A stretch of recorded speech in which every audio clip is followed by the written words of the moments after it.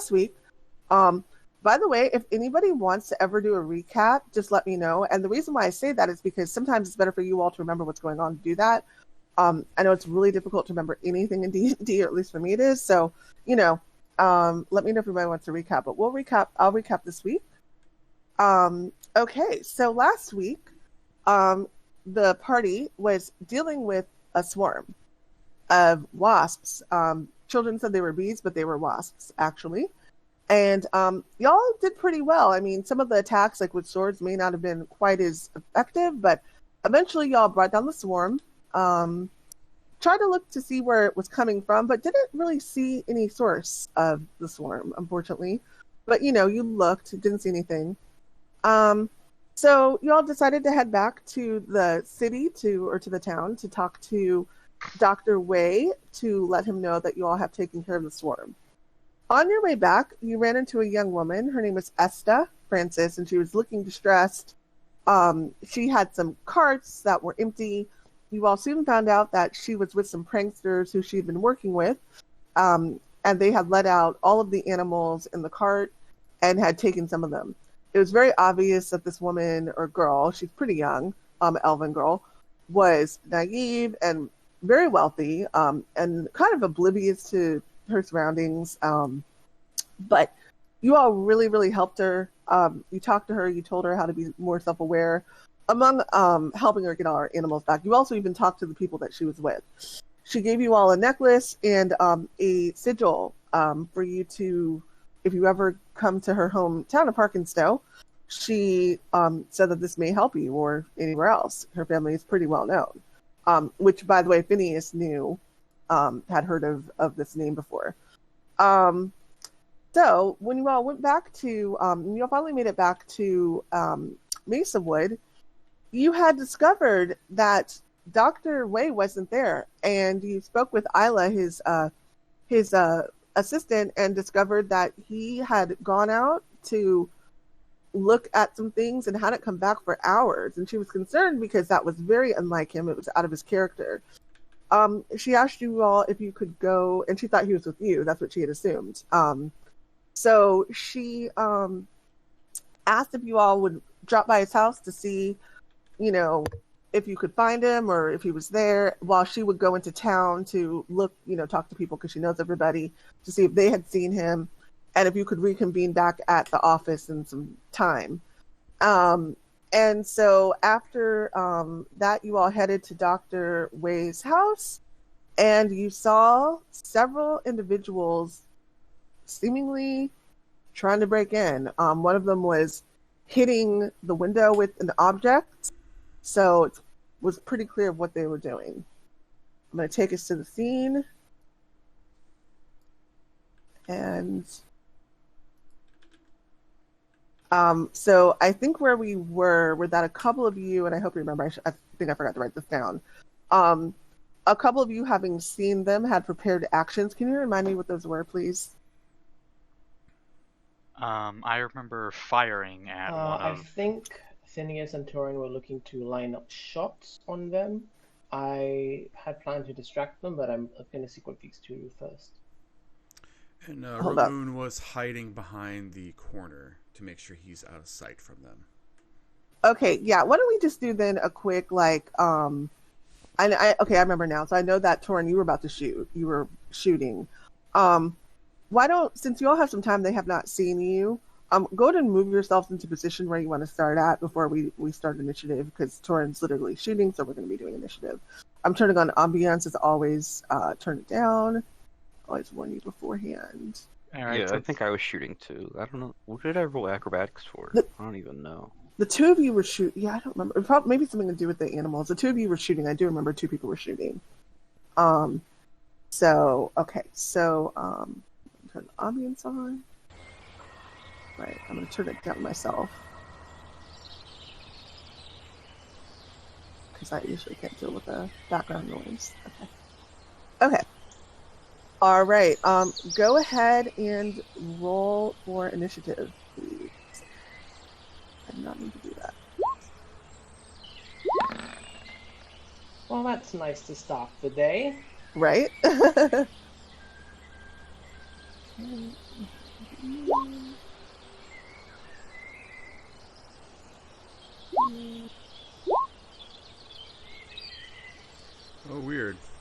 see your guys' rolls in roll 20. I see Torrents, but that's it. Huh, interesting. Yeah, turn order clearly has them. Yeah. Guys, let me talk to you about roll 20 and its hiccups. I had just been pretty happy with roll 20. I hadn't had very many problems until this whole dynamic lighting disaster. Oh, jeez. Yeah, so... Okay, so they are surprised. So we're going to go ahead and go through real quick, and you all will...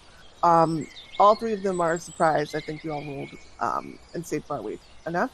So go ahead and do your go ahead and go, Irene. We'll do the first... Wait, why is this in order? Hold on. Let me do... Yeah, I think Cyrus got the jump. Yeah, Cyrus is first, so let's do...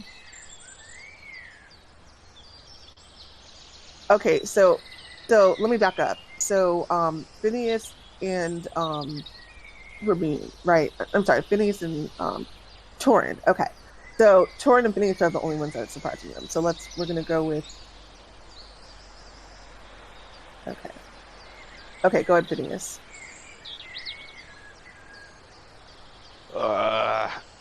I guess. No. I'll just I'll trust this boy. Okay. Okay, wait 1 second. The sheet up. Okay, let me see if that hits me 1 second. We have...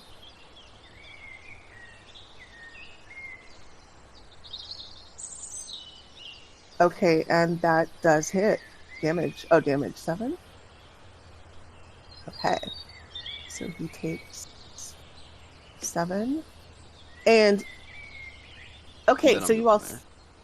Say it again? And then I'm moving to this corner here. Okay, cool. So you see the blast of light come out of Phineas's hands, and he's like, ah! He is just jolted, he's startled. He kind of like wrenches forward and drops the object, whatever it was in his hand, and he turns around and he sees who's hiding. Ramune is currently hiding. Okay, you're not sure if he sees you or not. He obviously definitely sees the closer group. All right, Toren. And as he's looking around wondering what the heck just happened, he's going to get an arrow to the chest.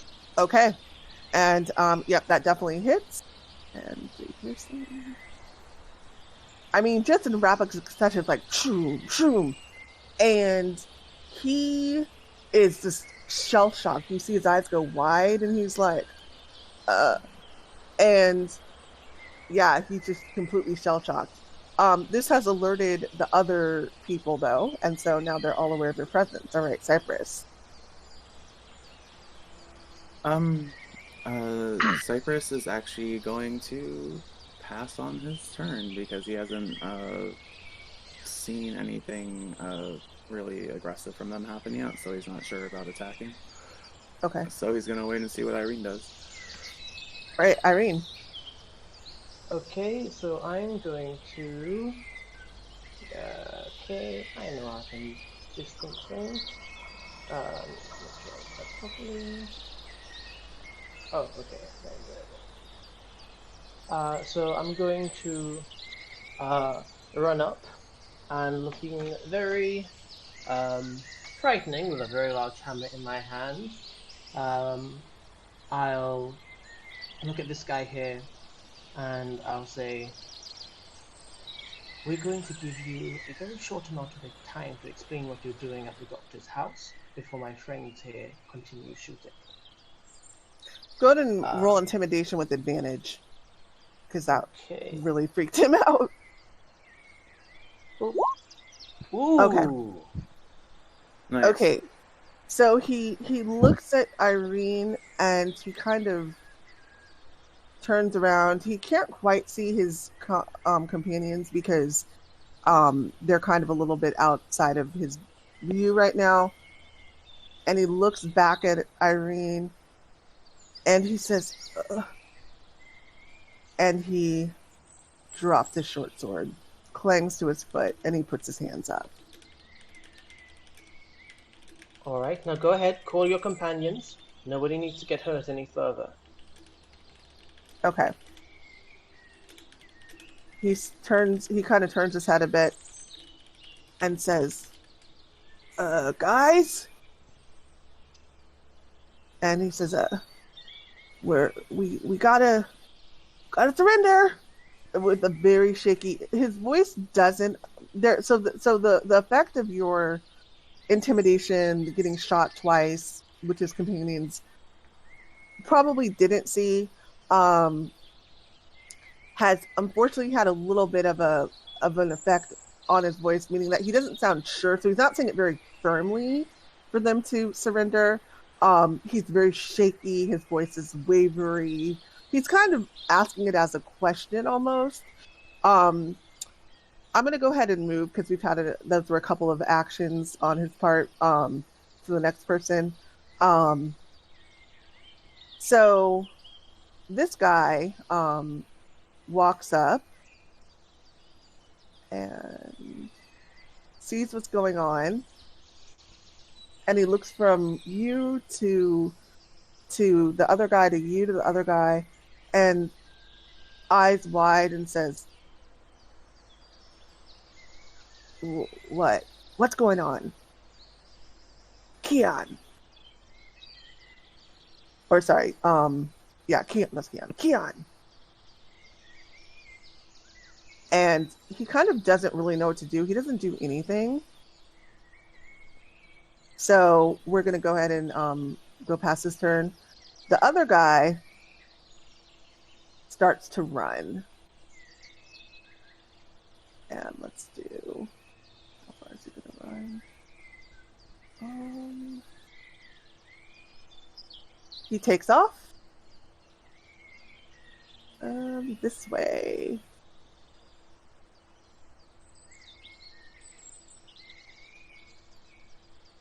He is dashing. Yeah, so he's right about here. So he runs to the path and seems to be headed down. Ramune.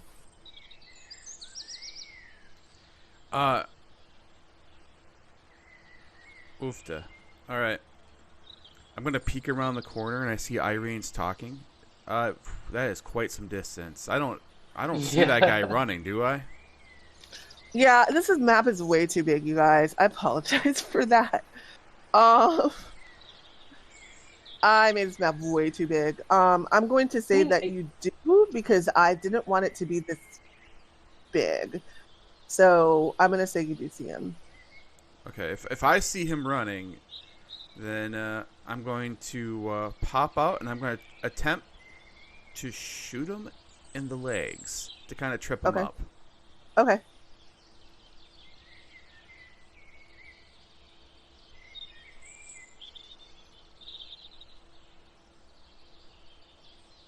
I should not hit Psy. Mm-hmm. Since that's 180 feet, I roll at disadvantage. As I was hidden, is it just a flat roll?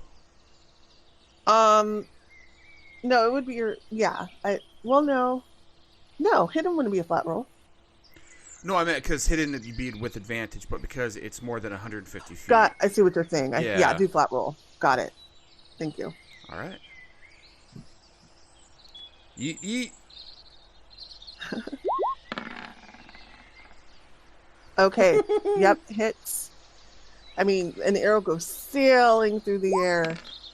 And minimum damage. And gets him right, because this was a high attack roll. It hits its mark and gets him like right in the thigh, or in the back of the thigh.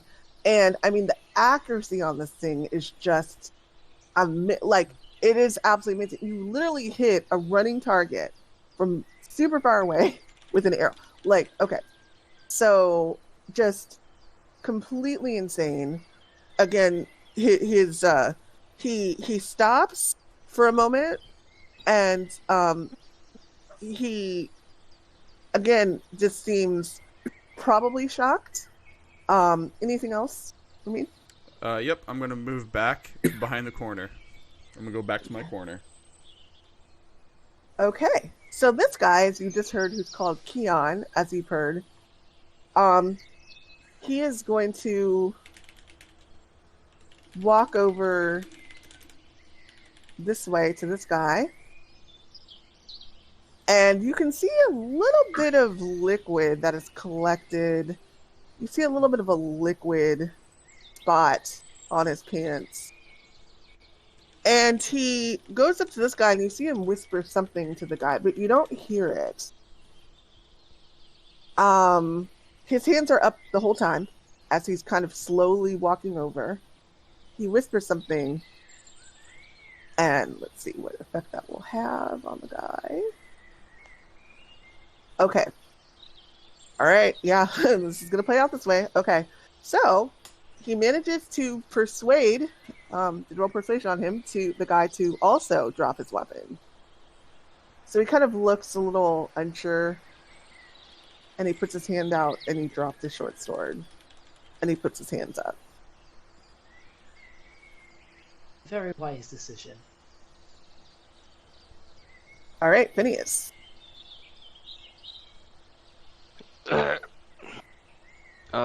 Is this guy still running? Yeah, he's running. Mm-hmm. Well, no, I take that back. He stopped when he got shot with the arrow. So he is now standing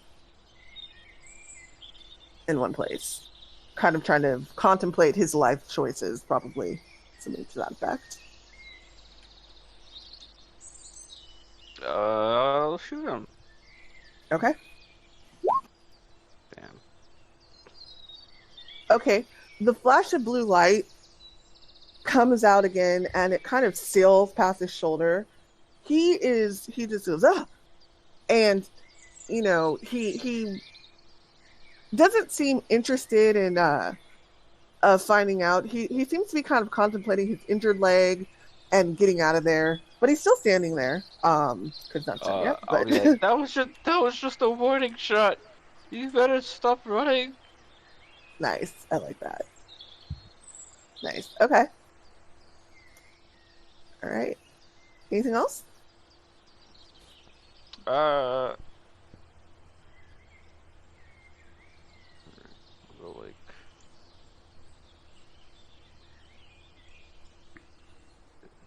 there. And then my turn. All right. Toren. After seeing the rather comical display of Phineas trying to hit that guy, I am going to move up to here, Mhm.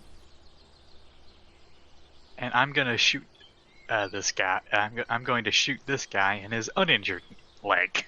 Okay. Okay. Yep.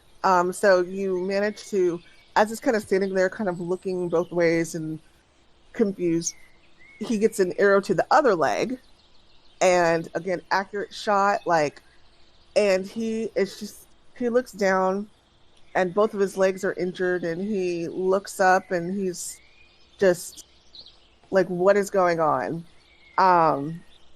He kind of looks up at you all, and yeah, he's still kind of like standing there, hasn't continued running. Anything else? I just kind of wave at him, and that's my turn. Okay. All right, Cypress. Cypress will move up and just say to the guys that are talking to each other, we want to know what you're doing here. And that'll be my turn. Okay.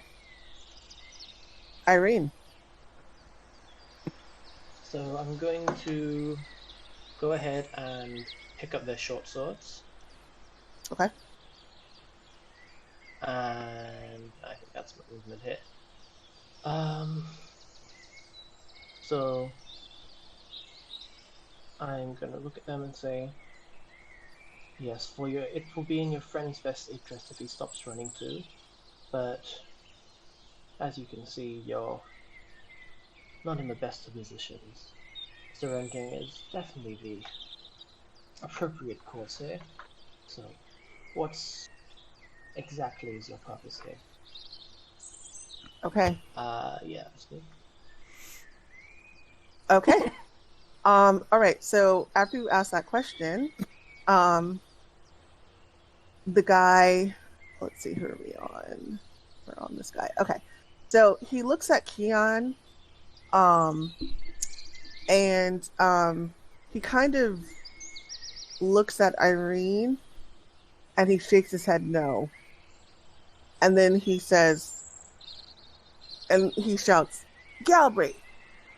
He says, "Get over here! Come on! You're not getting out of this." And let's roll persuasion for that. Actually, it turns that over. Yeah. So he screams that. But unfortunately, Galbraith doesn't really seem like he is in the mood to listen, and goes and gets his composure back and goes running off. And I kind of don't want him to run out of the scene. So I'm just going to have him continue running this way. So he's going to go over here. Run. Headcanon, there's a river at the bottom of the map. Say it again? No, my headcanon is that there's a river at the bottom of the map. Oh, yeah. Yeah, he'd be running straight into into rapids. He's not ready to commit suicide just yet. Okay, so yeah, he's continuing to run. He's not listening. His legs are injured, but his feet are still going. All right, Ramune.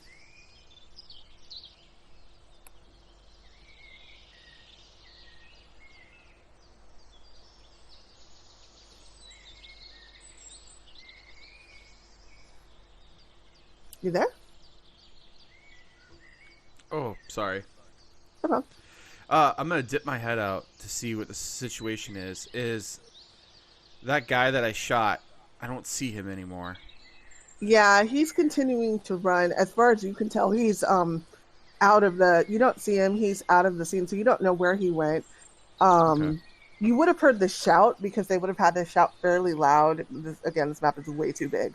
It should be half its size. But you would have heard the shout at least to hear this guy telling him to, stop. But it seems that he hasn't because you don't see him.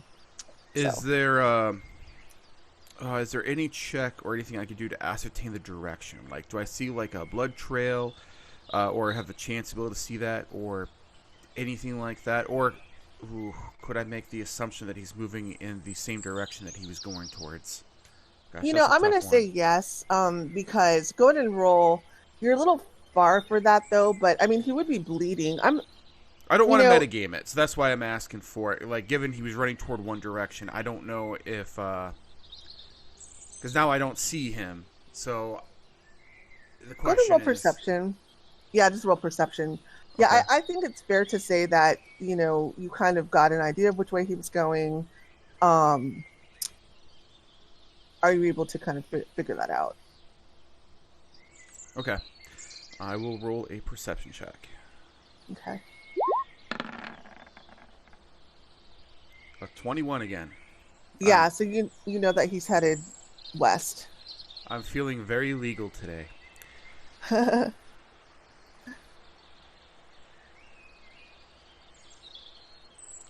Well, dang, 30 feet of movement.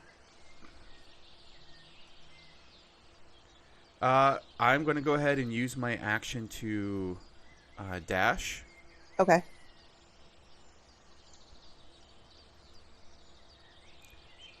And then... Oh, I've already used my action surge. I don't think we've had a short rest since the bees. Mm-mm. And I'm just going to yell out at him. Stop! Or else. Okay, go into more persuasion. See if he listens to this one last warning. Well, maybe more than one, but listen to this warning. 9. Okay. Let's have him roll. Okay. Okay. So your voice is it's loud, but it's not exactly, you know, as firm as you want to come out. You're still getting used to using these, you know, slimy vocal cords that you have. Oozy vocal cords is a better word. And the guy looks and he hears this strange voice. He sees this creature. He looks the other way. He sees a bunch of other people. He can't quite see what happened to his companions, but he sees 3 other people. And he drops his sword. What? He rolled low. I always have them roll against you. I know, I'm surprised. That's awesome. Yeah, I didn't expect it either. I'm like, okay. Yep. He's giving me Yamcha vibes right now. Yeah. So he puts his hands up and he says, "Okay, don't shoot again." I really want to shoot again now. Okay, so I think we're okay with dropping out of initiative order. They're no longer hostile unless, I mean, they're hostile, but they're no longer fighting unless you guys want to fight. Anybody still want to continue attacking? Nah, I since I'm closest to him. I'm getting ready to sell 2 sword swords at the market, that's all. Right? Okay, so we will go ahead then and drop out of initiative. Okay. All right, so they're all stopped. They all have their hands up. And they all have dropped their short swords. Since I'm closest to the guy who ran, I'm gonna get over and drag him over to the other 2. Yeah, well, I guess we'll get it. Okay. We'll give a chance for that 3rd person to come across. Okay. He is not going willingly, so go ahead and roll strength. Let's do contested strength to see if he is able to resist. He's not quite ready to allow himself to be completely humiliated. Okay. Oh yeah. So you basically I throw him over my shoulders like a sack of potatoes and just walking away. Like a rag doll. You just he tries to struggle. It's like a gnat against you, and you just throw him over your shoulder and easily drag him over. Oh, and I grab his short sword before I... Got it. Okay, so you take the short sword. Okay. Yep. All right, go ahead and move where you want to, and I'll move him over there. Okay, 1 second. Okay.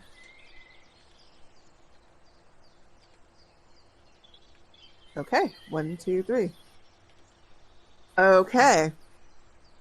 All right, so these 3 guys looking rough, looking, scared, but kind of trying to, I guess you could say, put on a good face. The one guy just kind of peed on himself, so he's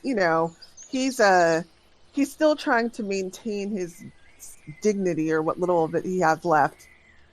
And they're all looking at you defiantly. Nobody's saying anything. They're looking at the group defiantly, I should say. Nobody's saying anything. What are you guys being weirdos for?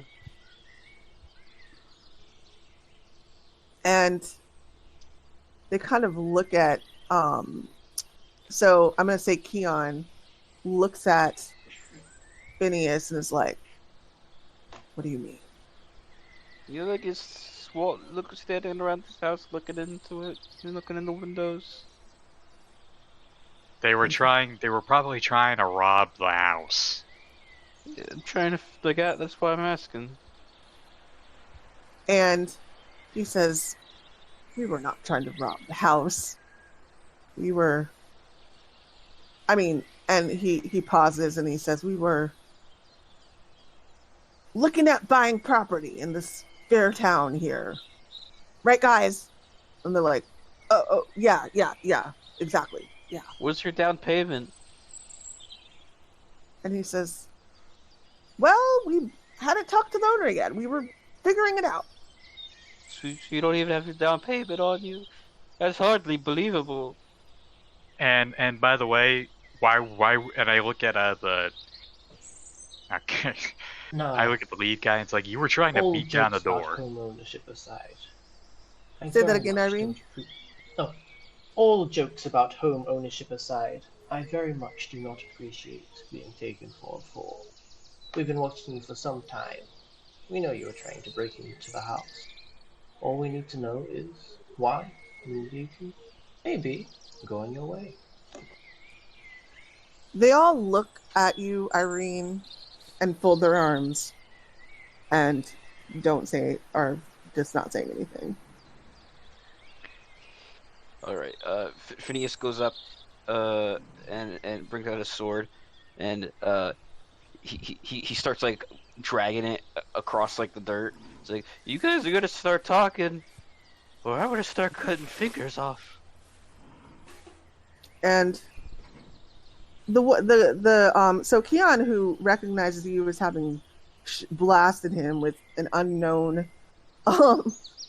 whatever it was to him, he's never seen that before. His eyes go wide.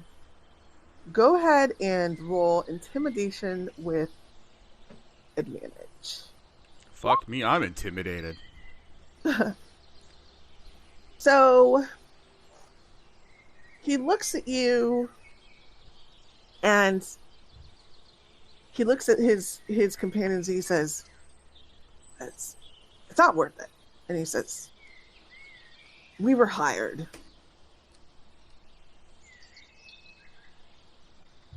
By who? He says, I don't know her name. People like that don't give you names when they hire you. She hired us to break in the house and to take some items. She's gonna pay us a lot. We've all been having trouble making a living since this all started. And he kind of puts his hands up and says, you should understand that of all people, kind of looking at Phineas's poor dress and says, we had to survive. What were we supposed to do? I have a wife and children. Yeah, but the crime isn't the answer. And he All says, right, boys. Oh, go ahead. Sorry. and he says, well, it was for this. She's paid a lot of money. What How- item how- did how she much have was for you? How much was a lot? Did she give you a number, or did she just promise you a bunch of money? Oh, sorry, Phineas. Go ahead. Don't mind me. He says, he kind of looks and he says, 5 gold each. It's enough to feed my family for a year until this all blows over. I have this. I know you I didn't have get this it. rabbit you could have. Yeah, that'll feed you for like a day or two. He kind of, do you show him the dead rabbit? Yeah. He kind of looks and says, you think that? I can shoot those myself. I'm a hunter. What the And he hell are you says- talking about then? Can't feed your family. And he says, it's been dangerous to go out. I suppose you city slickers, he says with an assumption, wouldn't know that. But it's dangerous for me to even go out and hunt these days with all of the animal aggression. And he says, go ahead.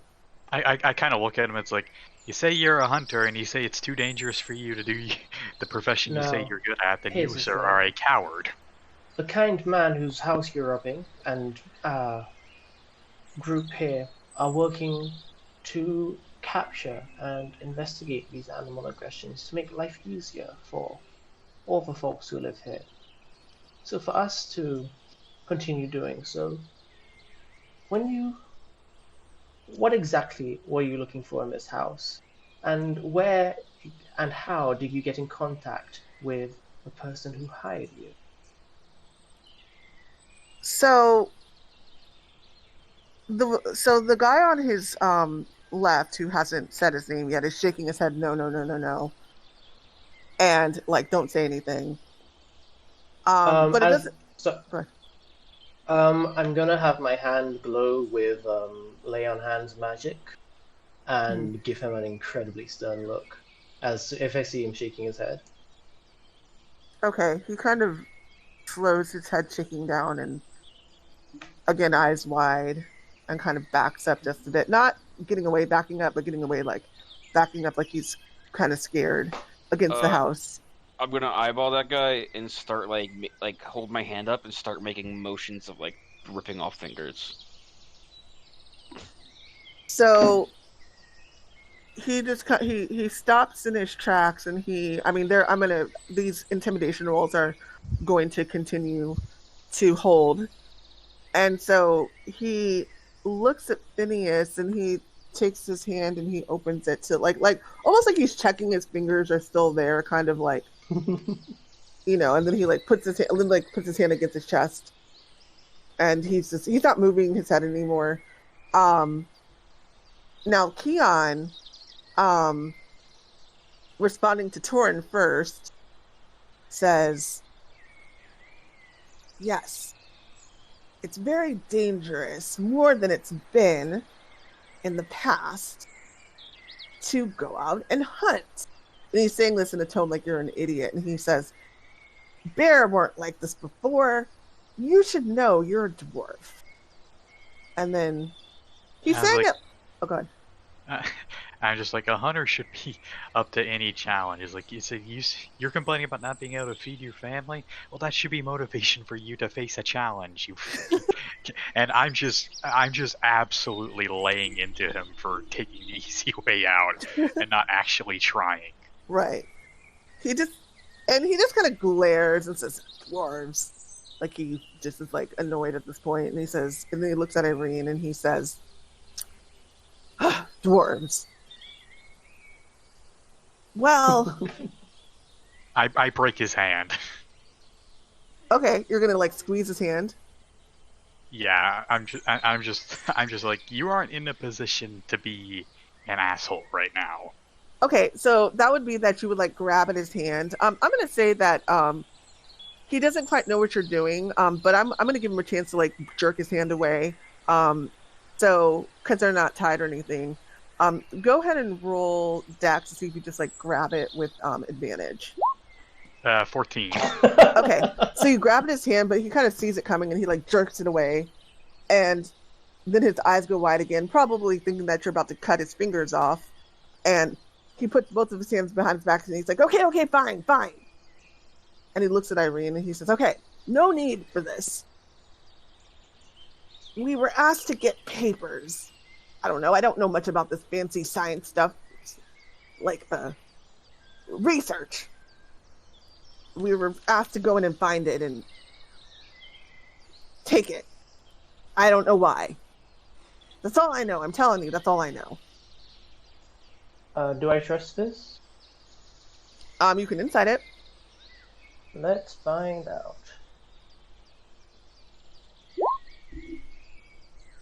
Okay, so you can't quite tell. His face is pretty blank, other than the scared look of earlier. It hasn't changed at all.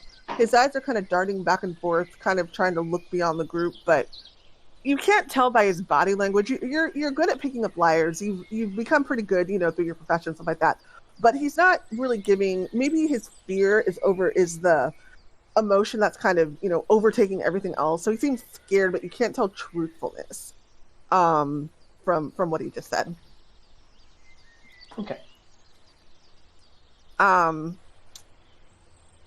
He doesn't seem to want to say much else more though. And again he looks at you and he's like, that's all I know. And the second part of my question? What was the second part again? How did we contact you? Oh, how did we contact you, and how are you supposed to, where are you supposed to deliver the papers to?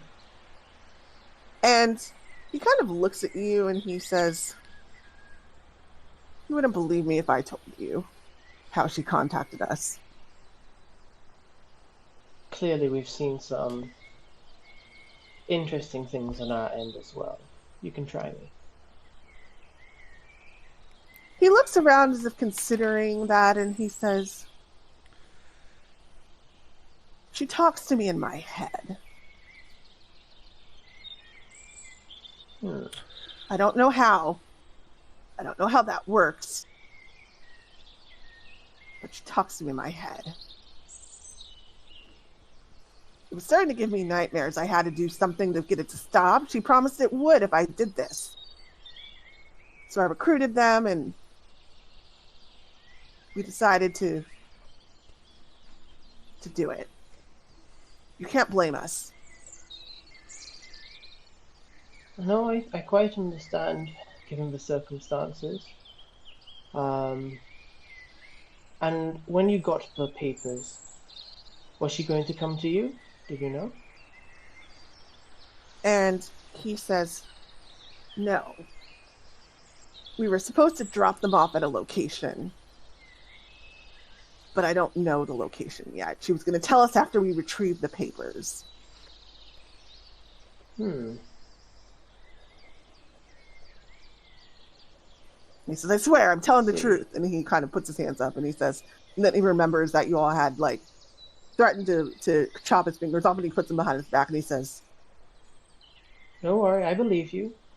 The only question now is, and this is kind of to the party as well, do we wait until she contacts you again and gives you the location? And he says, well, she contacts me late, and then all of a sudden he starts to give a description about when she contacts him, you know, when she usually contacts him, and then all of a sudden his eyes get wide again, and he covers his ears, and he starts moving his head, and he starts screaming, just this loud, like, guttural, like, ah, and he starts screaming. And he buckles over and doubles over. Can I cast protection from evil and good on him? Yeah, sure. Can you throw that in chat, please? Thank you. And I'll use freely on hands on him. I don't know how effective it's going to be, but just to infuse him with some decency. Okay. So you're going to do lay on hands as well, right? You said lay on hands? Yeah. Okay. So, Phineas kind of reaches out. His hand is glowing. The other two look scared. They don't know what you're about to do. Hand glowing. The glow reverberates through his body. Does not seem to have an effect. He is screaming his head off. He's screaming. He's rocking his head back and forth. He's convulsing. And the lay on hands... I mean, you can feel it taking effect, but it still doesn't seem to have an effect on this, whatever's going on with this guy. And then all of a sudden he, like, stops. And he's breathing really heavy. And he's like, and he's kind of leaning over. He's like, don't make me talk anymore. Don't make me talk anymore. He's like, I can't. Oh boy. I can't talk anymore. Ramune's gonna walk over and he's gonna hand him his notebook and pen, and he just kind of looks up at him and just does a motion with the pen to write down in the book what we need to know. Okay.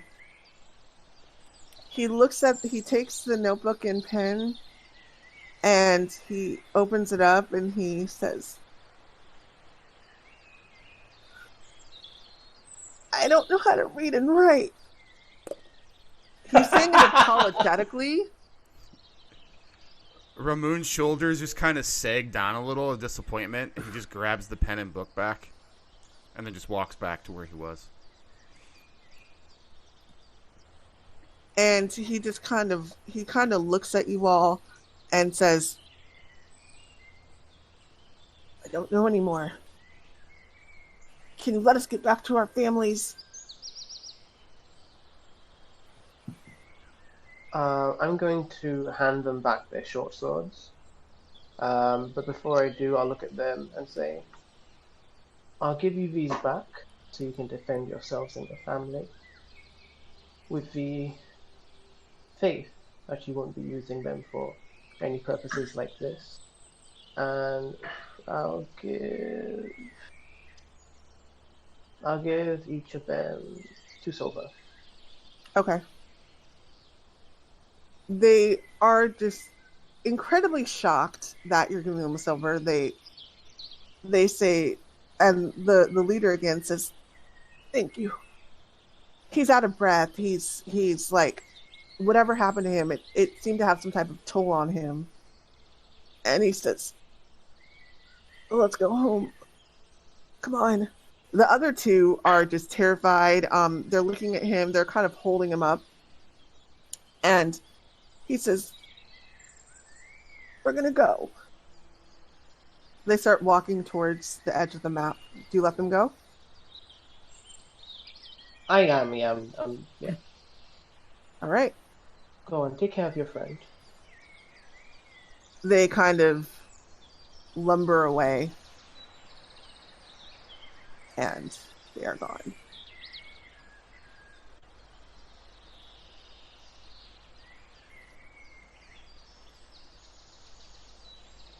Okay, so as you see them walk away, you, Irene, roll perception for me, please, real quick. Okay. Let me... Oh. Ooh. Okay. Something about their demeanor, the way that they helped the leader, gave you the feeling that these guys are not just random hired thugs, meaning that not in terms of that, I mean, they might be thugs, but that there was some type of, you don't know, yeah, they might be thugs, but there was a relationship between them. There was a connect, like these weren't just like, oh, he hired 2 people off the street. You could tell that they had some type of, connection with each other. They were concerned about each other.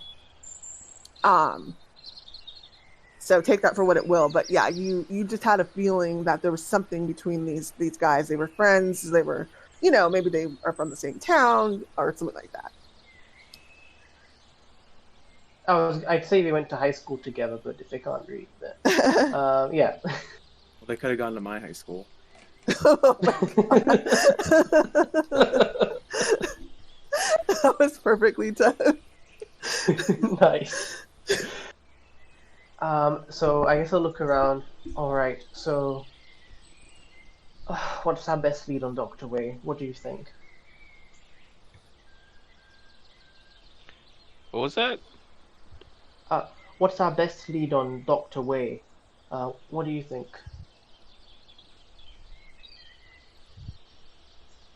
I'm gonna knock on his door. Whose building was this? This is Dr. Way's house.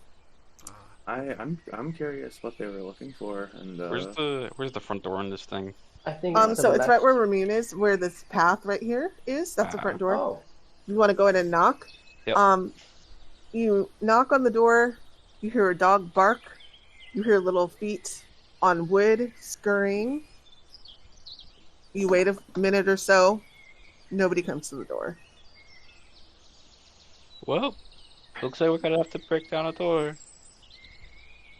Ah, yes. Look over I for look the at people that were just breaking that door. We're doing it for good reasons, though. It's a welfare What's a check. slippery slope? Police do break the door down if they're doing welfare checks, so I understand. All right. I'm going to not make breaking and entering is still breaking and entering. That's not how this works. Phineas is like, we're doing this for good reasons. Phineas, get away from the door. I pull out a dagger and try and pick the lock. All right, go ahead and roll sleight of hand, please. Is that sleight of hand? I think it is, right? Yeah. Raw, it's just a straight dex check, but a lot of people like using sleight of hand because you get that bonus with it. Okay. So Toren, you start working on the lock, kind of stick your dagger in, but it's a little bit too small. And the dagger's too large. There is a window. So the window, the guy was hitting the window, not the door, and the window is to the right here in front of Ramune exactly. So Toren would be right in front of the door. Ramune would be right in front of the window. Okay, seeing Toren Ramune, can you struggle step with to his the side real quick? dagger. Say it again. Ramune, can you step to the side real quick? Wouldn't it be better to go back to the office Yeah, but look, you gotta step to the side to do that. instead of breaking into this man's house? I Eldritch Blast the window and dive through. Okay. Oh All right. God. Go ahead and. Yeah. I'm just gonna see if you how. I mean, it's gonna work, but I just want to see where the Eldritch Blast hits. Go ahead and roll attack. See if it hits its mark. Okay. So, Ramune, not listening to anybody, maybe a teenage boy with poor impulse control. No offense. Puts his hands out. Blue light flashing, blasts this window away. It's gone. No window. You've taken out the man's window. Phineas, And why'd you there's do a clear that? opening. And like does a barrel roll, rolls through. I'm in, guys. Ramune face palms. I'll pet the dog and unlock the door. Okay. Unlocks the door, and y'all are inside of the house, and we are moving to our internal view. Don't hold it against me that the layout of this house is shaped nothing like my map. Okay.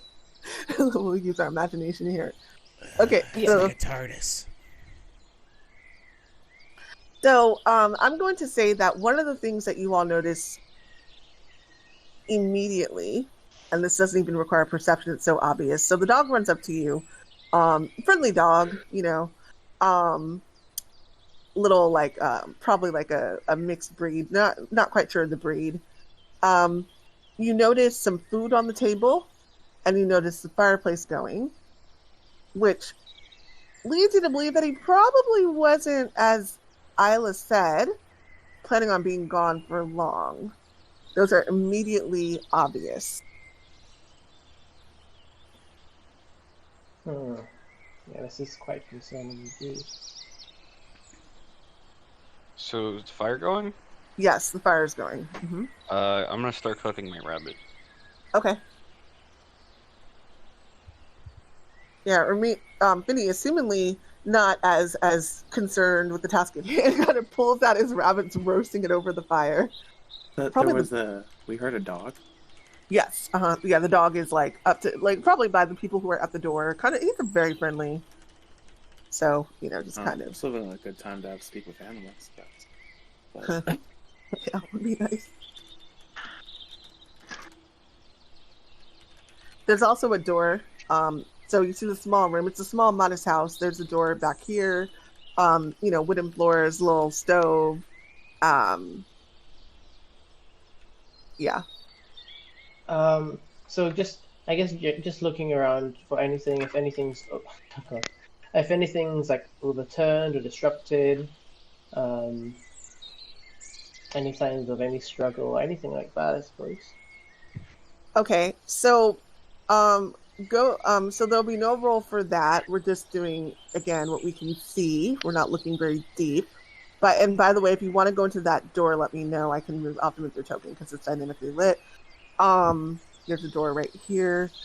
Okay, so you all real quick aside, Foundry has a tool that allows you to open doors. So you can literally, they can unlock it, click it, and you go in. Anyway, so no furniture that overturned. I'm good. Go ahead. Oh, sorry, sorry about that. Oh, no problem. No furniture overturned. No, nothing that looks like it's particularly disturbed, despite the map I used. It looks a little messy. But, it looks like a normal, modest home where, you would expect to maybe find someone sitting and eating their breakfast or now, like, late lunch. But, yeah, it doesn't look like to you, at first glance, that there was any type of struggle. It literally looks like someone was cooking themselves their lunch or breakfast, was about to eat it, and left right before they ate. Now, it's a little cool outside. It's not cold, but it's cool, and so it makes sense why the fire was going. It would make sense for a person to start the fire, make their food, and have a seat and kind of relax.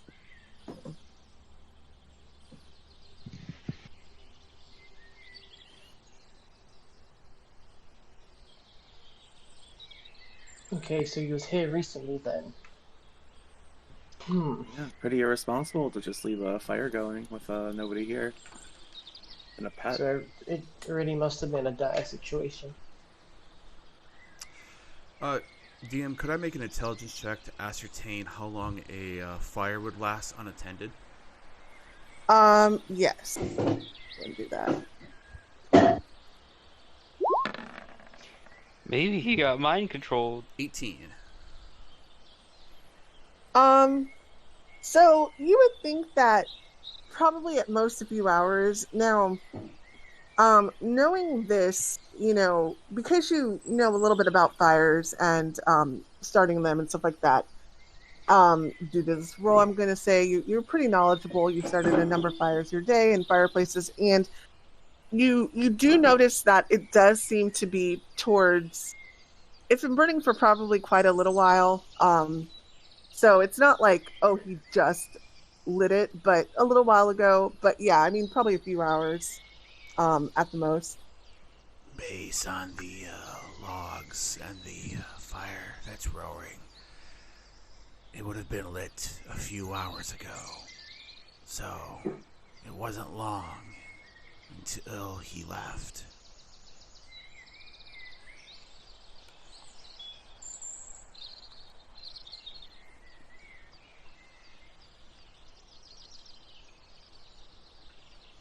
Does anybody want to respond to what Phineas's suggestion as well? I don't want to let that go by the wayside. Yeah, just like whatever. It's like, who knows what's going on? Oh, and by the way, as Phineas is cooking this rabbit, I'm gonna take the rabbit and give it to the dog as punishment for Phineas breaking the guy's window. So you're just gonna grab. I will not allow him to do that. All right, let's. So I'm going to say, Phineas, that when you went to roast the rabbit, you picked up a smaller piece of firewood because you could see it's firewood to the left of you. You put it at the end of the firewood, and you're roasting it over. Let's have and so far Phineas has won all these contests. Let's have you grab at it. So let's do contested decks because you're noticing decks enough to like move it out of the way to see if you get it. Damn. Okay. So Toren reaches over and Phineas, you do see it, but barely. You start to yank it, but Toren manages to grab the rabbit off of the stick. But he has a little bit of butterfingers himself as well. And instead of grabbing it, he drops it directly into the fire. And it is burning now. What the hell? I'm just like, I meant to give that to the dog, but either way, that's your punishment. You asshole. Can I use a poker to get the rabbit out of the fire before it completely disintegrates? Yeah, you could totally do that. Yep. So I do that and then give the rabbit to the dog. Okay. Yep. You take it out. You throw it to the dog. The dog immediately pounces on it, and it starts to eat it. Can I cut off Toren's hand? No. No. No. No Not rules for that? PvP. I mean, Yeah, to be no, we're not fair, going to do PvP. Toren threatened to cut off that guy's fingers, so Unless hey, Toren karma. agrees to allow you to try, but we want to generally work collectively. Do you want to do something else less aggressive? Yeah, I'll take his bow. Okay. Go ahead and No, you are not doing that. Okay, so I'm gonna say, because he's ready, he's looking at you. You guys are being a little bit antagonistic. Go ahead and roll. Let's see, where's your bow be, Toren? Like we're on your back. Like where are you? Where's your bow? It is wrapped around me. I have the string on my like, you know how like they put the string over them and have it on their back. That's kind of what I'm doing. Okay, I'm gonna say, roll. These are all dexes, but I feel like these are like all kind of getting quickly something. Go ahead and roll dex at disadvantage, to see if you're able to grab it from him. Okay, so you reach out, you grab at him. He's like, can't even tell what you're doing. You're so far off the mark. He just sees you grabbing in his direction. And you kind of stumble over with the momentum and slip over this box here, and kind of fall over. And meanwhile, Toren has turned around completely and is just looking at you, kind of like as you've fallen on your hands and knees. While I'm on the ground, I'm going to be like, you better sleep with one eye open. All right. That's more than enough of that now.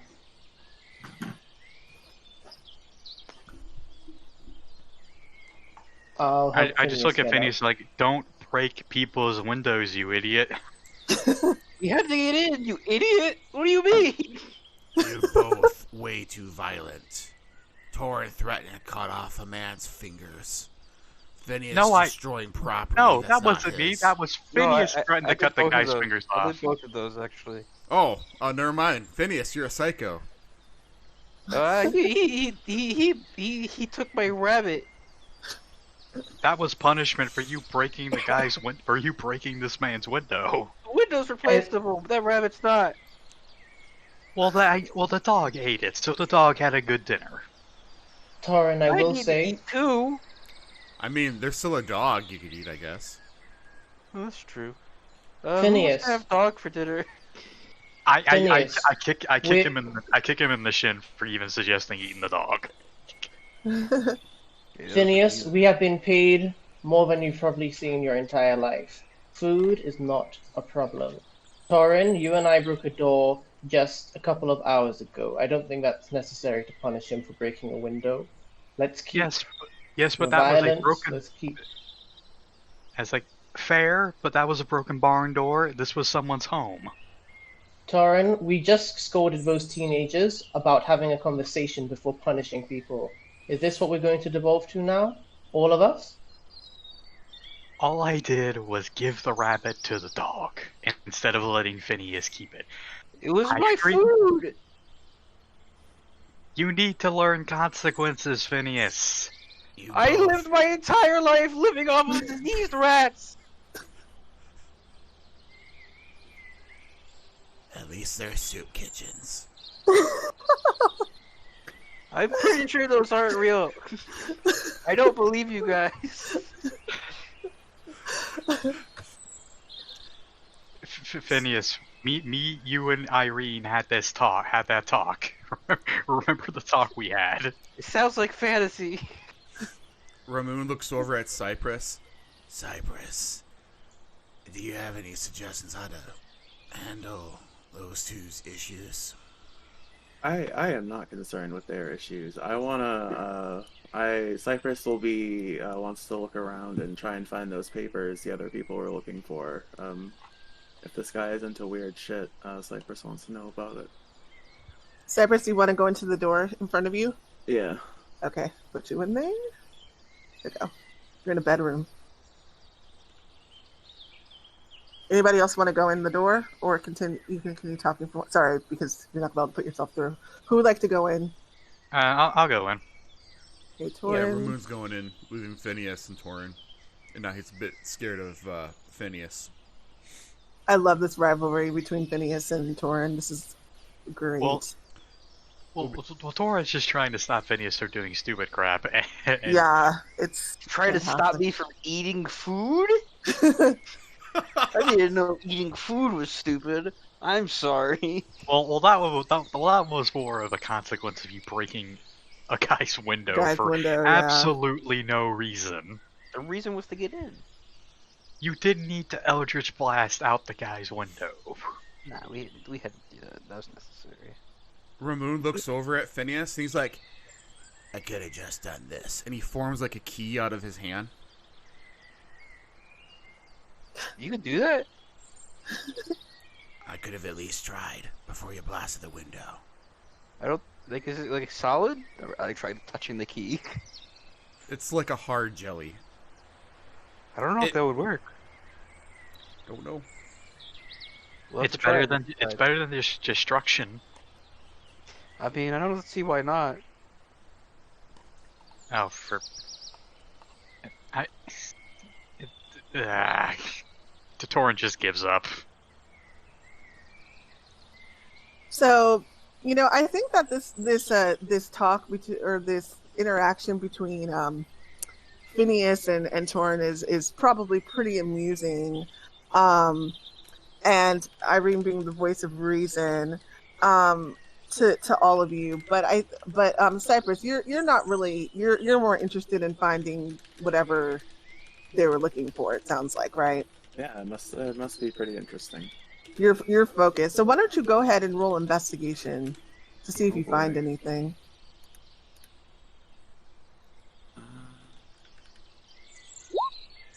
Okay.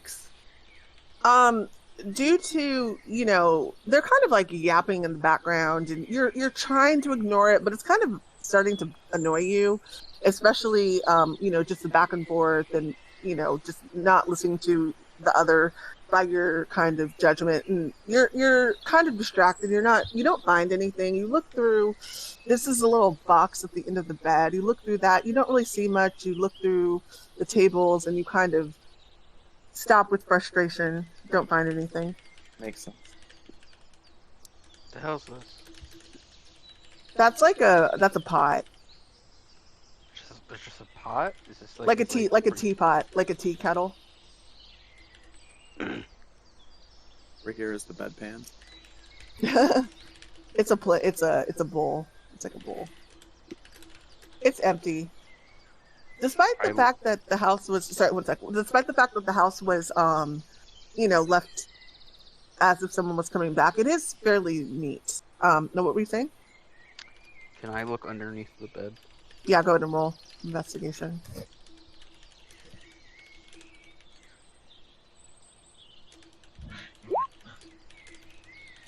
Okay. Look under the bed. Shoes. A pair of shoes. Nothing much there at all.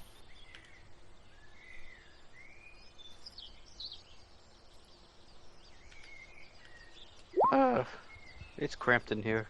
I'm gonna head back out to them. Okay, Phineas is headed out. I'm going with him to make sure he doesn't destroy anything else. Toren is headed out. Okay. Stay away from me, you freak. Can I take a look around? I gotta the room? make sure you don't destroy this guy's house. I don't trust you to not. You're the one trying to set the place on fire. Oh. I just give up, sit on a box, and just watch him like a hawk. Okay. Before Ramune takes a look around, I'll cast guidance on him. Okay.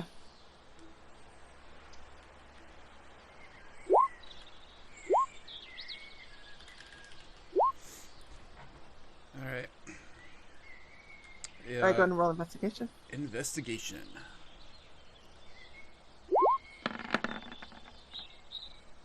Roll a d4 if you want. 16. So, Ramune, now that the two bickerers have left, you're okay. You're like, okay, let me concentrate. Finally, kind of type of thought, and you manage to you look closely through the little chest at the end of the bed. You feel like Cypress just kind of ruffled some stuff aside in annoyance and quickly didn't look, and you see a book. And it's like a thick journal, but it's one of those things where I don't know if you've ever seen a scrapbook, but like it's kind of tied together with some string, and it has a bunch of papers like kind of thrown in, but it's being held together. You open it up, and you see a bunch of loose papers, and then you see like the regular book, the papers from the book. And as you're rifling through it, you're reading it, and you see that this book is full of observations. Observations about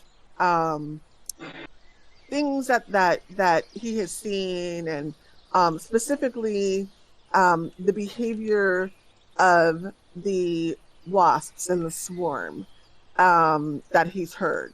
It doesn't look like he'd seen it, but just reports from people. You see names of people with reports. Then you see, then you look further in, and you see a like a kind of a what's the word I want to look for? Like a map that's hand drawn. It's a very rough sketch of a map, and it's one of those papers that's kind of thrown in, and tied, and held in by the tie, and you see it kind of leading off into the woods, and a little like some mountainous, hilly places drawn there, and some symbols, and something to that effect. And then you see in someone looked like they double circled it, and there's a spot that's circled on the map by one of the hills. You finally go to the you put that aside, and you go to the back of the journal part. Most of the papers that are kind of loose to seem like accounts, they're all saying very similar things. And you see a page that draws your interest, and it says something to the fact of, I think I'm getting close. I think that I might be ready to stop to find out what's causing this. And I don't even want to write it down yet. Inconveniently, much to your vast annoyance. But it appears to be like a journal, a personal journal entry, and not really scientific. And that's what you found. I'd like to make a copy of the map into my journal, along with notable. If I have to do an intelligence checks, I'm down with that for it. Along with notable reference points, like with entries that are in the journal to points of interest on the map itself, if that's possible. Okay. Yeah, I'm gonna say you go ahead and roll intelligence to see how well you do that. But yeah, you can definitely copying the map is not going to be an issue. Maybe discerning what are the important reference points, I would say, would be. that's the part that's going to be tough. And then I'm going to be like, Cypress, I found something that may be of interest. And I'm going to put it on top, and I'm going to put my journal out as I'm copying it, so that way Cypress can take a look at it as well. Okay. Ooh, am I still blessed? No, it was just one casting guidance. So. That's right. Once. Biscuits. All right, well, 11.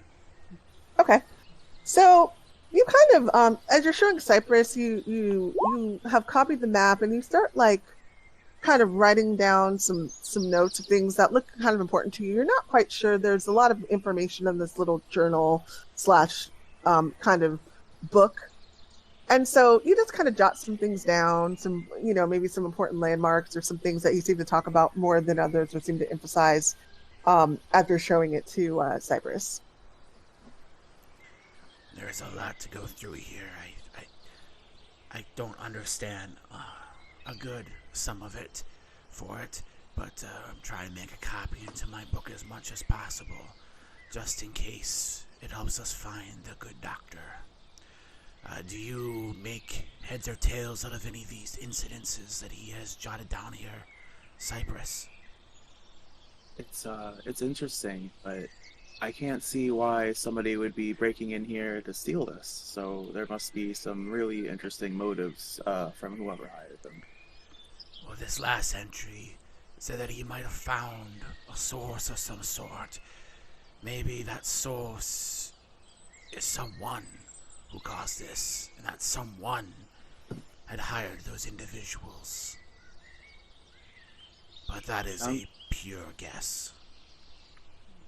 Yeah, it sounds like we really need to find him to help clear this up.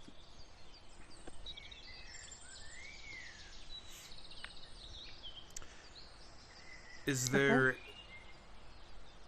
from the way the house looks and the room works, was there signs of a struggle, or did the doctor leave on his own accord? So it looks like that the doctor left on his own accord. This is a theory that you guys are kind of discerning, because there's no overturned furniture. Nothing appears that it's been gone through.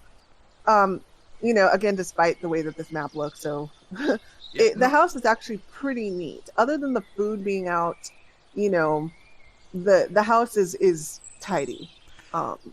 Since it doesn't look like the doctor left unwillingly, he must have gone somewhere on his own style, but I don't know if we have a way that we could try to track him down outside of the house.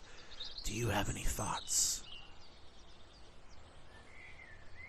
Now, if we have somebody who can deal damage and coerce from a distance into their minds directly, this is certainly a challenging thing to contend with.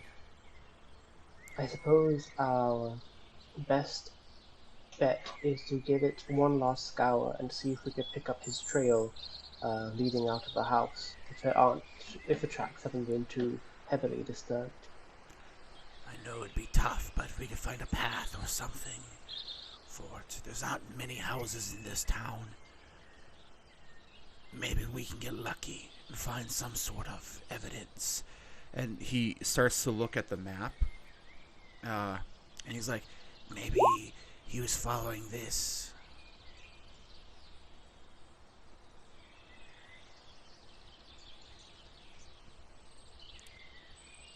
And reading the map itself, does it have like any marks, any settings, any more recent points of interest on it?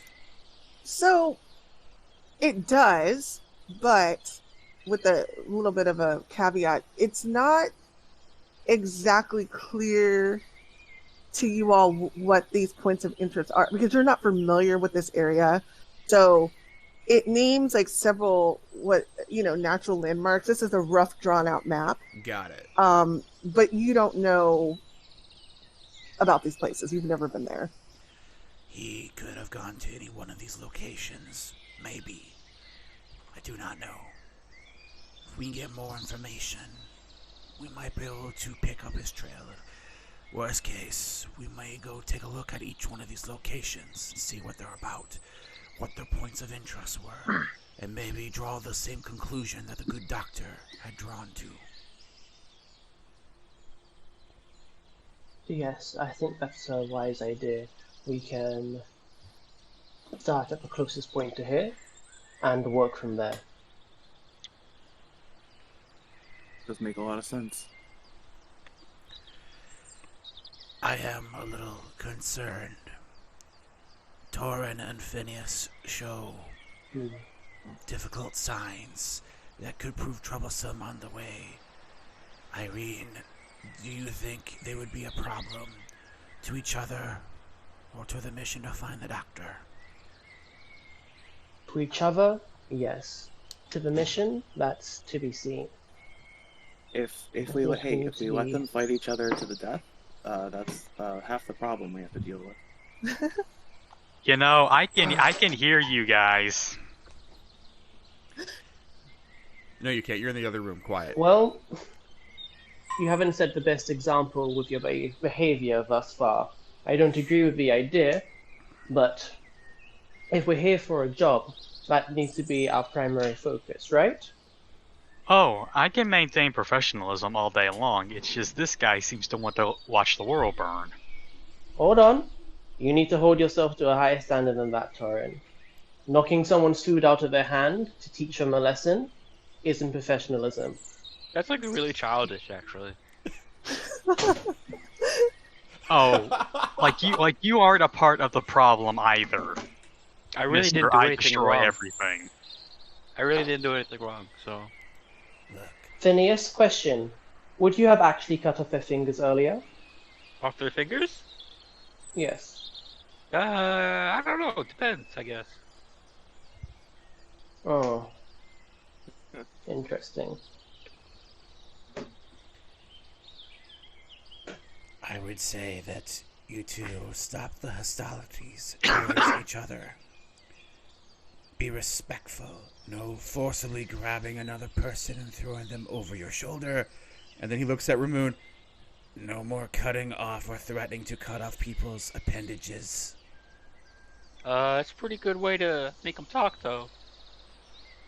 No. It's also a good way to make Phineas. enemies No. fast. It is a pretty good way to make somebody talk. That people tend to want to keep their fingers.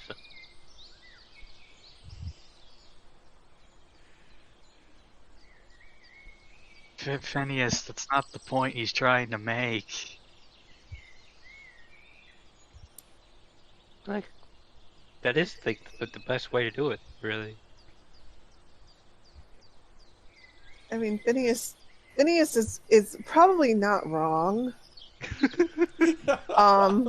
You know, but you know, of course, you know, you all know that there are much more civilized ways to get people to talk. I don't know. Maybe he'll grow. I'm gonna move you all out of the room. By the way, are you done searching the bedroom? Yeah, if there was nothing else of interest there. It doesn't look like that he was taken against his will, so yeah. Okay, let's move forward then out of the anything else you want to look for in the house? It sounds like y'all were maybe not done, but pretty much done? What do you have to eat here? So if you look for, so there's some food on the table. It's like some bread and some meat. You know, it's been out for you don't know what type of meat it is. It's been out for a few hours. I'll eat it. Okay. Yeah, it's bland, but it's adequate. You know, it's adequate. It hasn't gone bad yet. It hasn't been out that long. And there's also like some. It looks like he has some, you know, dried foods, some bread. So stuff that, you know, we're literally talking about like just bread, or stuff that you would have to prepare, or that some flour, you know, flour, sugar, stuff like that. Some bags of that type of food, or that type of ingredients, I should say. But other than that, I mean, you don't see like, you know, so you know, this is a very small town, so people probably either buy their food from the butcher, hunt it themselves, or get ingredients from the general store. Okay. You know, there aren't a lot of like, I mean, there's a tavern, there's like one tavern, but there aren't a lot of places where you would go and, you know, purchase like ready-made food. So he's not going to have a lot of stuff there that's ready to eat. Yeah. What should we do with the dog?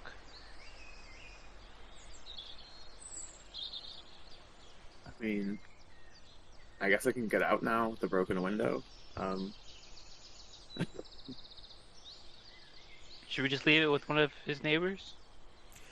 I think it would be a good idea to talk to the neighbors to see if they saw anything of where the doctor might went, as one or some of us are able to look outside for clues to see if they have any idea from direction that he might have gone. Yeah, I could talk to neighbors. Can you do it without threatening to cut off their fingers? Yeah, why would I threaten to cut off innocent people's fingers? I don't know, but it's been established. Yeah, those guys were trying to like break into the house, so Well, from what their story was, they weren't really doing it out of their own volition. yeah, but like you gotta get it out of them though. Who knows if Not they're lying in- or not? We caught them red-handed. Who knows if they're lying or not? Like really? Phineas, you don't have to go about it in as violent a way. There is such a thing as mental torture. Yeah, I could have like threatened to do like rip off their fingernails, but like that doesn't really work unless like you put it in action normally.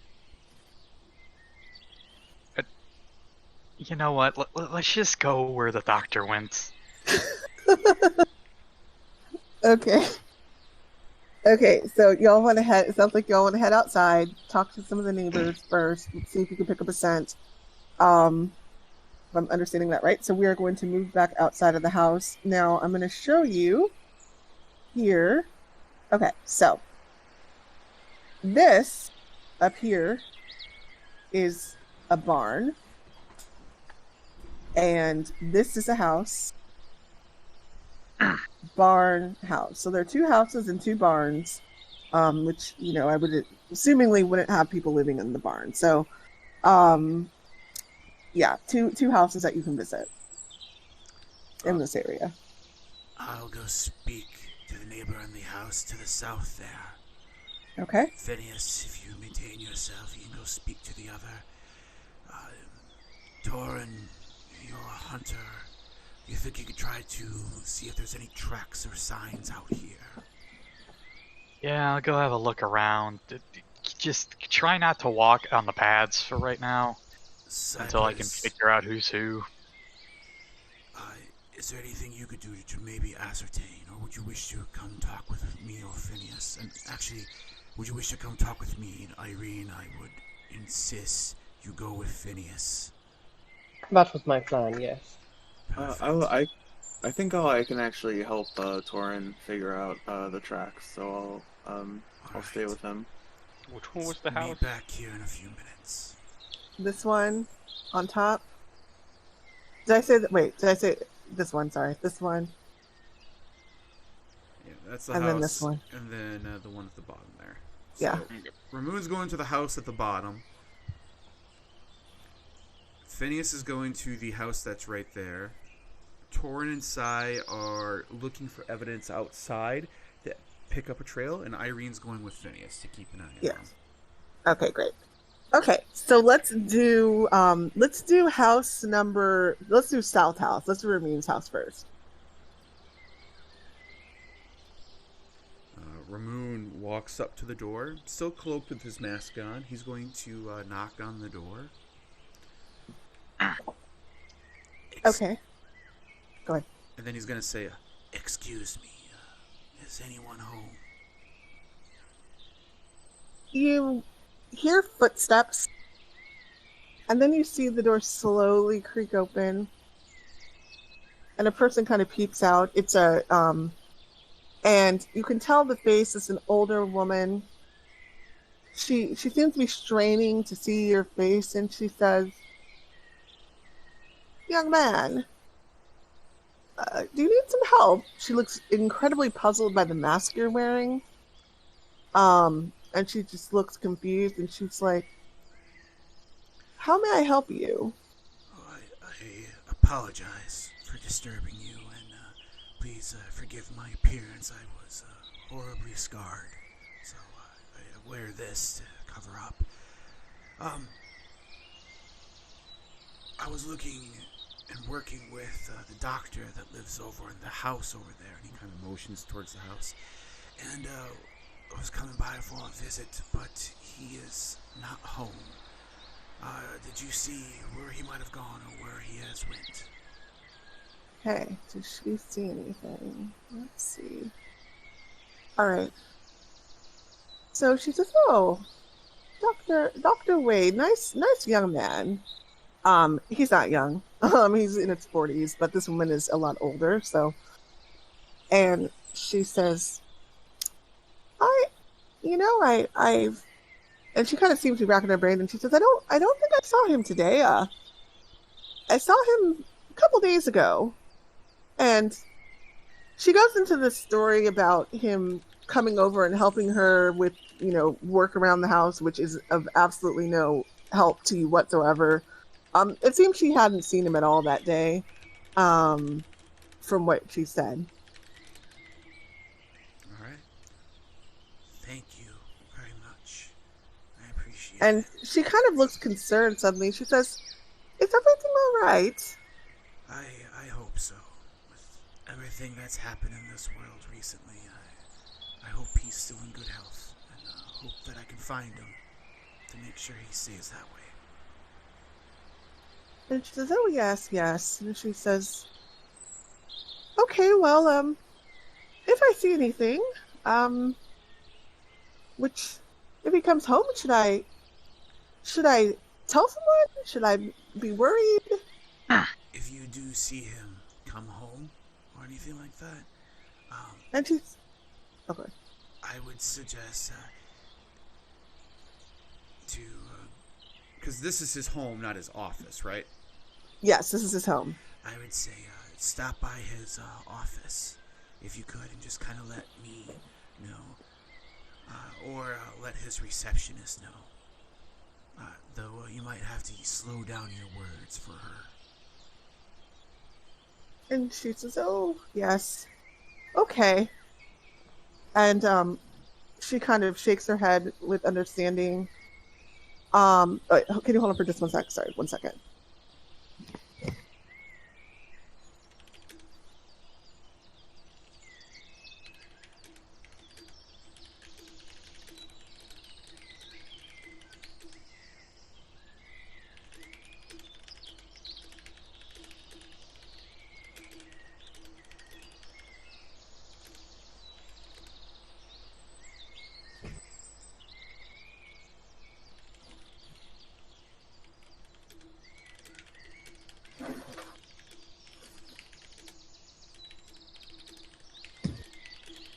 Okay, sorry about that. Okay, so she kind of like nods her head in understanding. She says, "Yes, well, as soon as I see him, I will ask him to contact her immediately." And she kind of nods to understanding. She looks very concerned, and she hasn't opened the door all the way. She seems a little bit, unsure of letting you in. She slowly shuts the door. Did she seem like agitated or anything like that, or she seemed kind of calm? No, she was calm. Okay. She was calm. She was concerned about a stranger coming to her door a bit, maybe. Okay, that's kind of what I figured for it. For a minute, I was getting worried. It's like maybe someone's behind her with a gun to her head, you know? Yeah. She seemed calm. Yeah, no, she seemed calm. All right. I will start walking back then. Okay. House number 2. Yeah, I'll knock on the door.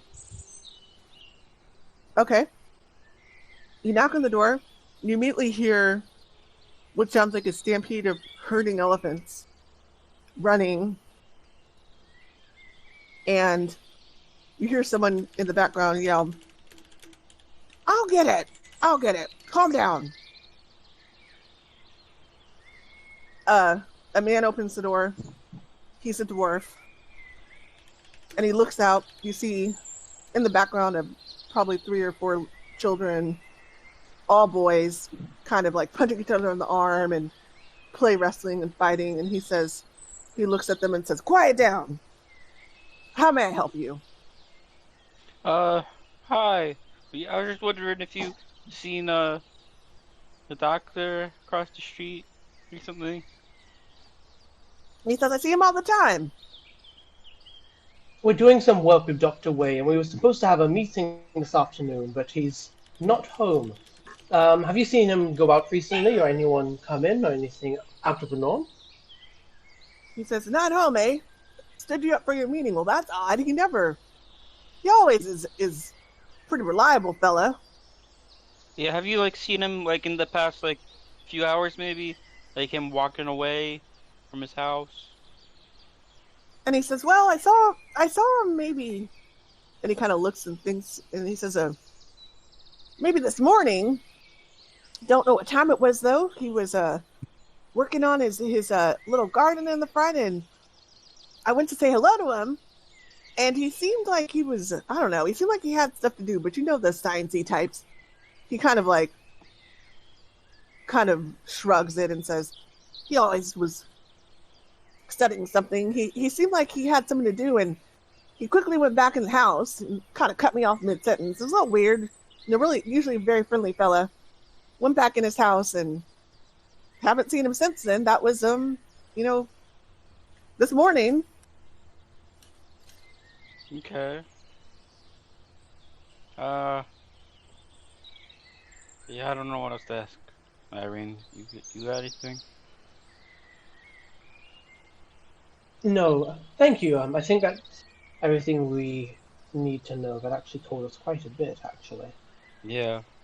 Thank you for being so forthcoming. Have yourself a lovely day, yes?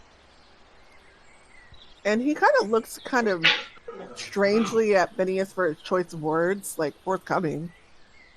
Like, why wouldn't I be type of look? And then he just shrugs and shuts the door. Okay, so let's go with the trail. Now, what are you guys exactly doing, trying to see if you can find anything? Looking for any kind of tracks out of place, apart from like, no standard footprints, basically looking for anything out of the ordinary. Okay, go ahead and roll investigation. Investigation, there it is. Ooh. Why don't you do it as well, Cypress? Since you're also looking. Yeah, I was hoping to maybe use like survival to do the tracking. Yep. Oof. Okay. So you're both kind of looking around, the general area to see if there are any tracks, any footprints, maybe things that seem out of place. You see a couple of footprints, like in front of the house, but the trail quickly kind of disappears. Maybe it went into the grass because it doesn't appear to be on the path entirely, and then there's nothing else. Hey, Cypress, I haven't found anything. Have you? No, seems like it's a dead end. Maybe it's just too many people walking through here for us to get a lead on one set of footprints. Yeah, he's probably gone into the woods. That's the best idea I can make. He probably hasn't used any of the paths. Yeah, that could be it. Okay. Well, that was a dead end. Is there anything else you guys want to look at around this area, or anybody else you want to talk to? I suppose I should try this house here, this neighbor. So these are all, the other two are barns. Oh, sorry, man. Yeah, only the two are houses. I mean, it doesn't hurt to peek inside. I mean, last barn we were in, we found 3 kids and a pig, so. Okay. Yeah, if you want to do that, go ahead. Fair point. All right, yeah, I'll mind everyone else's business. Okay. So, you kind of look up and look in the barn door, and you hear some noise in there. Very discreetly and quietly, I'll beckon the others over, and I'll put like a finger to my lips to be, quiet.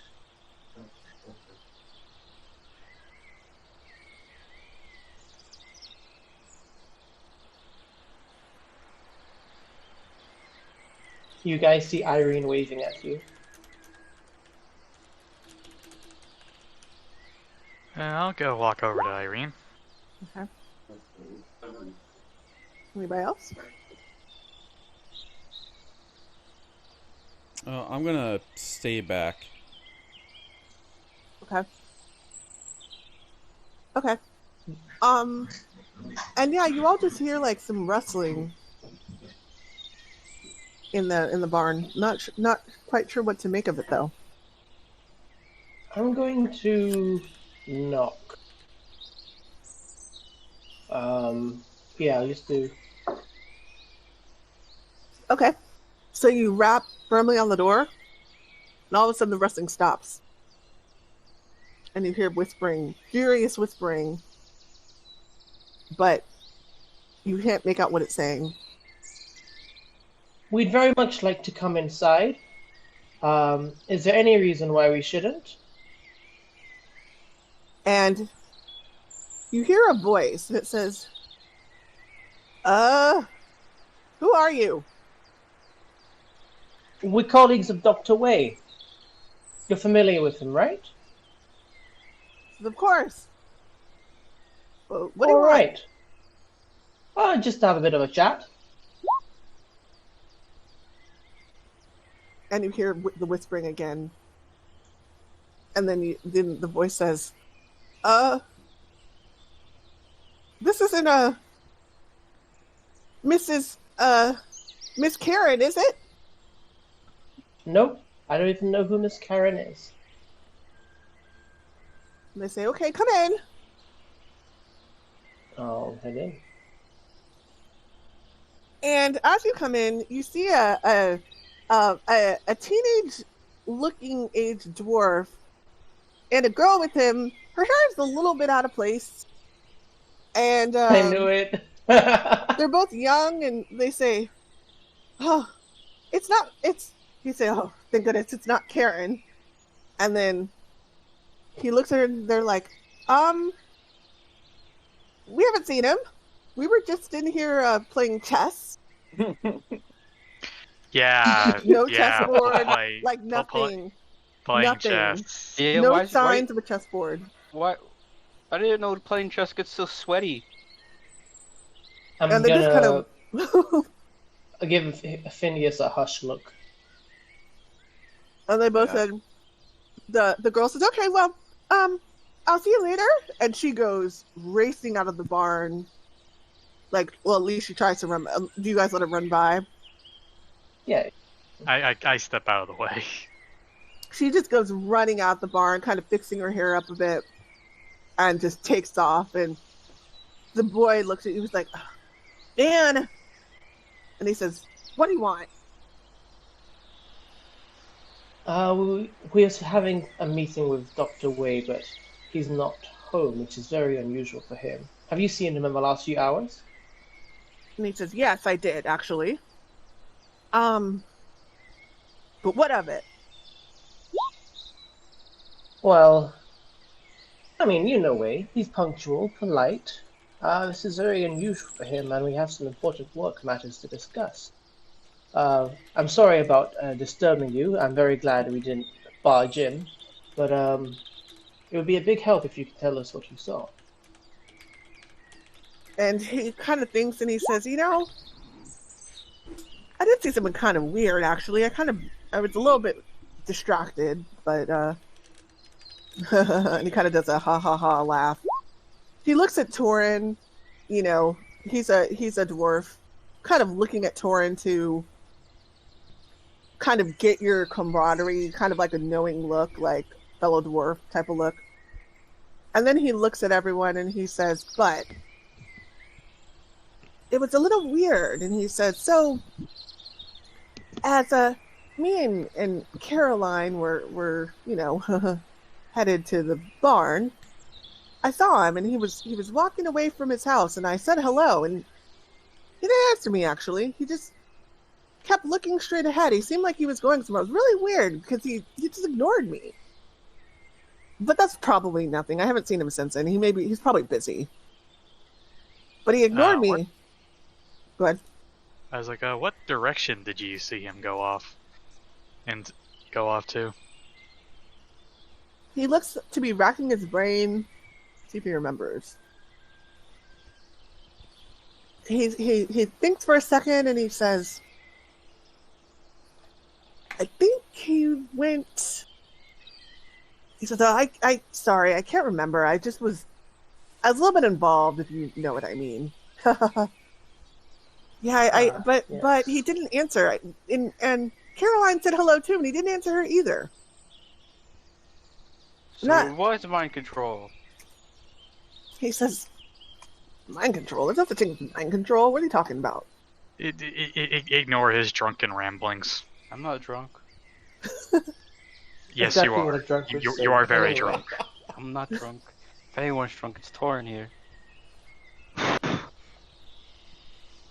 And he just looks a little bit confused at the exchange, and he kind of says, well, I mean, if there was mind control, if that existed, and he kind of says it in a he's like, "Where are you from? The Golden Griffins or something?"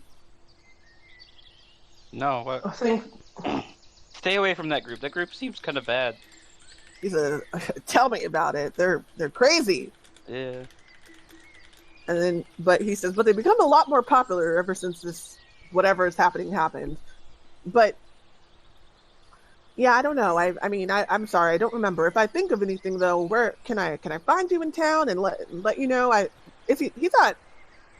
He's not missing or anything, is he? Not yet, but if you hear or What? see No, he's anything missing. odd, He's definitely missing. And he says, "Oh." And he says, "Yeah, I don't know more than that, so they're probably looking for him by now. I think I just might go out and help." And he kind of like gets up. He seems like concerned. He brushes himself off and he says, if I remember anything, I'll be sure to let you all know, or to let his office know." And at this Much point, he seems appreciated. concerned. Yeah, at this point, he says thank you, and he seems very concerned. And he starts to head out, and he said, "Is there anything else I can do for you all?" Yeah, I don't think so. So he starts to head out, and you can tell that he's Ramune. You can see he's walking towards the center of town, and he heads out. Who was that? just some local youth, as it were. Did he Yeah, see rather- anything? He saw the doctor before he left, but he couldn't remember where he went. And what about the girl who ran out? Did you ask her? If we didn't get the chance, Yeah, she didn't know anything, I don't think. They were boning in there, and I think they got embarrassed and stuff. I smacked Phineas in the ear, and it's just like, I'm almost learn surprised he knows. discretion. I'm almost You surprised gotta, that he like, knows stop what that hitting me. is. Or like, you're gonna like really regret it. I don't do it with any force, just like a little Irene, bap to like get him to think for a second. can you handle those two? We should go talk to the girl. Yeah, she's already gone. You can look for her, but she's Did she head she's towards gone. town as well, or did she go to a house? She walked out of the down the path and out of sight. You don't know where she went. Got it. Okay. We can Okay, so anything else here? I suppose Not we really. should touch base with town and then head to the first location on his map. Okay. All right, so you're gonna head back into town, and as you head into town, so the boy who you just spoke with, also moved into town, and the group of you, kind of a little bit behind him, all move into town, and you notice, you see Isla, and she's talking to a group of people, about 6 or 7 people, and she waves you all over, and she says, "Okay, so did you find him? Have you seen anything?" Just weird. I haven't seen him. His house was empty. He looked like he left in a hurry. And she says, and she looks very concerned, and she says, "Nobody's seen him. Nobody in town has seen him for hours."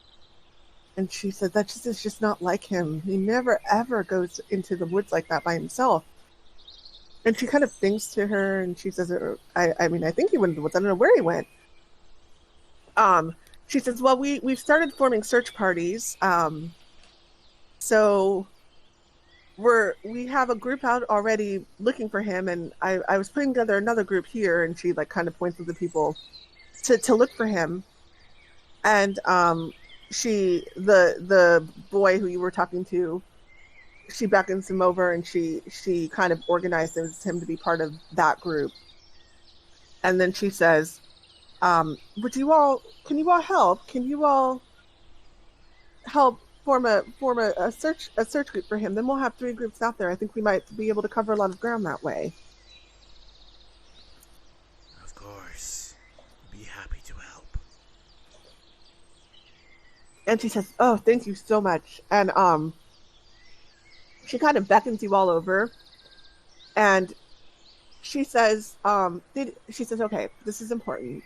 And she says, "Did he tell you anything about?" He'd been talking about finding more information on this swarm all week. Did he tell you anything about that?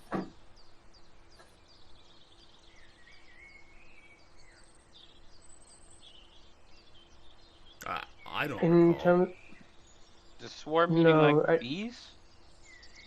Yes. Yeah, we dealt with that.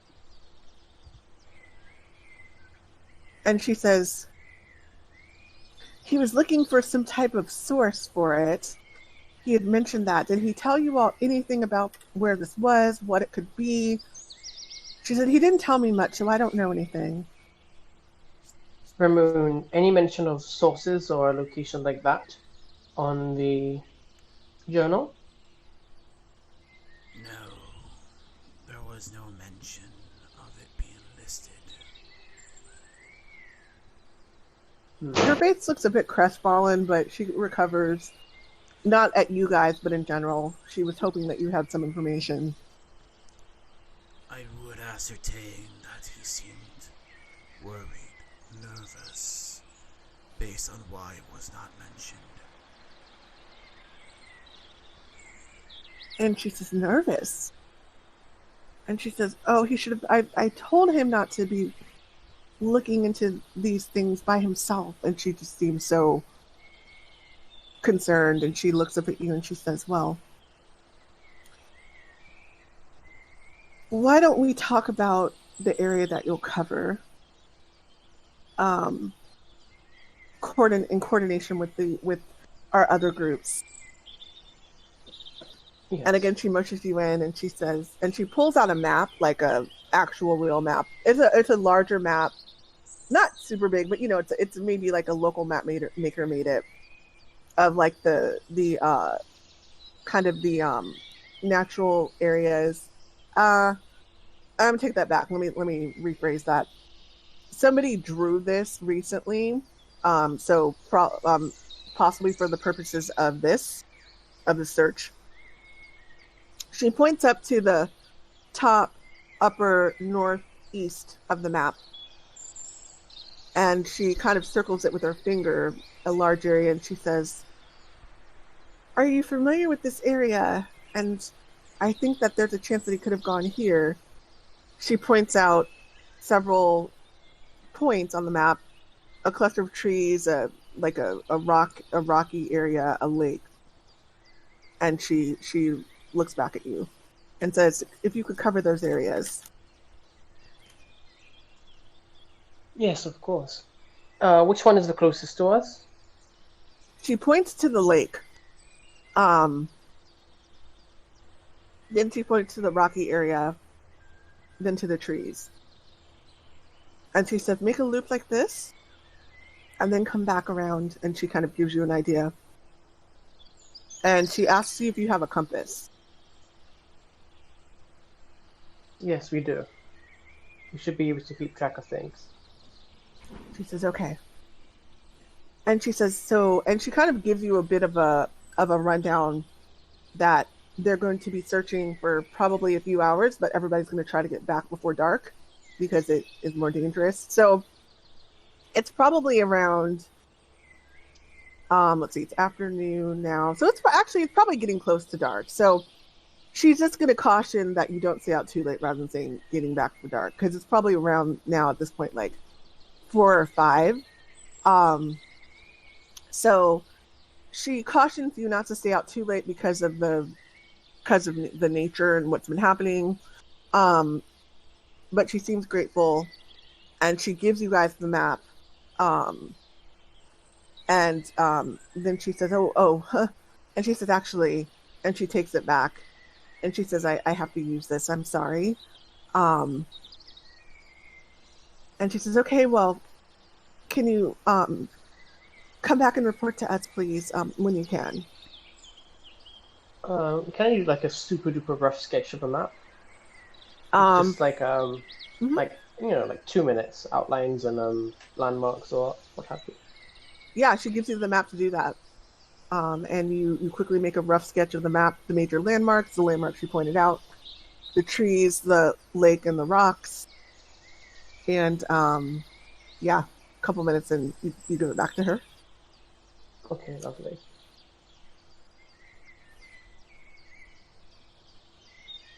Okay. Is there anything else you guys wanted to ask her or to say to her?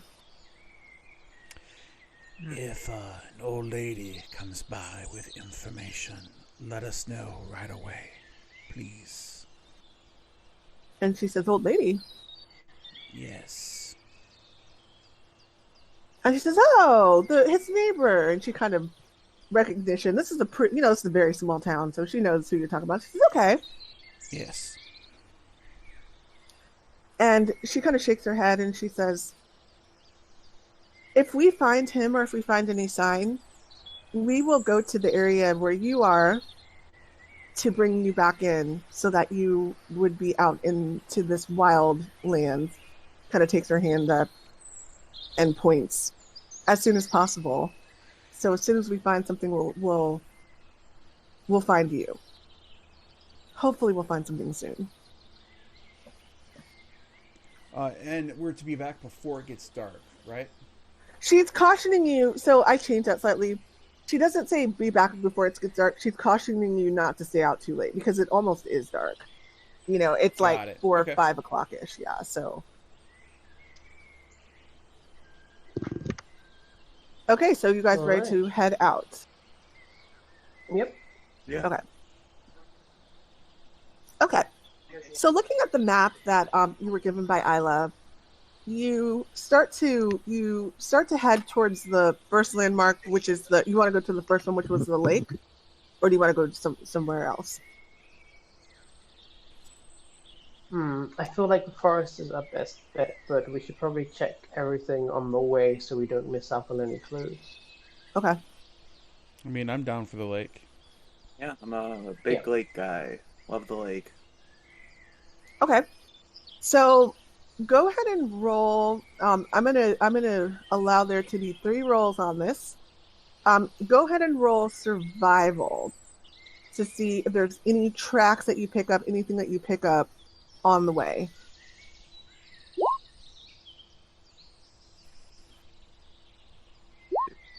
Okay. Okay, so Toren, being a person who hunts and you hunt a lot, you are able to track often. You are looking carefully at the ground. You're looking in the area for anything disturbed, just for anything out of the ordinary.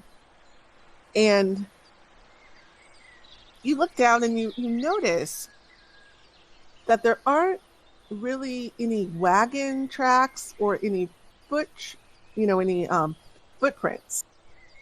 You kind of look at the group and you point that out. And you're like, yeah, this is, this is consistent to what we've been seeing for a while now, that people aren't really going out as much anymore, nearly as much with the danger. But so this is definitely a road that has not been well traveled recently at all. As you say this, Sai and Phineas, you get the idea that maybe we should look a little bit off the beaten path. Maybe if you came this way, there'll be some footprints further into the woods. And so Phineas and Sai, together you both kind of look a little bit more off the path. And then you notice something. And you both kind of notice it together. You see that there are footprints. And Sai, you notice that the footprints are irregular. It's not like a person walking, like, you just walk in a straight line. It's like the person stepped left. Then they stumbled over a right. Then they went left, then they stopped maybe because they're deeper. Then they went, and they seem like there's something weird about them. But Phineas, what you notice is you kind of bend down and look at the footprints. Now you're trying to figure out, are these footprints, are they, like fresh? Are they big, bigger feet? I mean, this is a human, so they're normal size in terms of humans, but you want to see what the size is.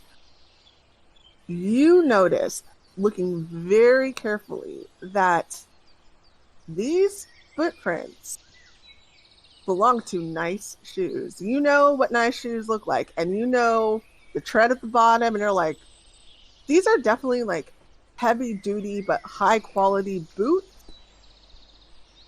that a person who with a little bit of money and a need to, be going out and protecting themselves. So these aren't like the average hunter. These are like, these are probably like someone who really has a little bit behind them. That's what these footprints appear to be to you. And that's what you guys see. I think he went this way, guys. Okay, so you point out the footprints to the rest of the group. They're very irregular. It takes you off the path. I would like... Let's see. Passive perception. Okay, Cypress.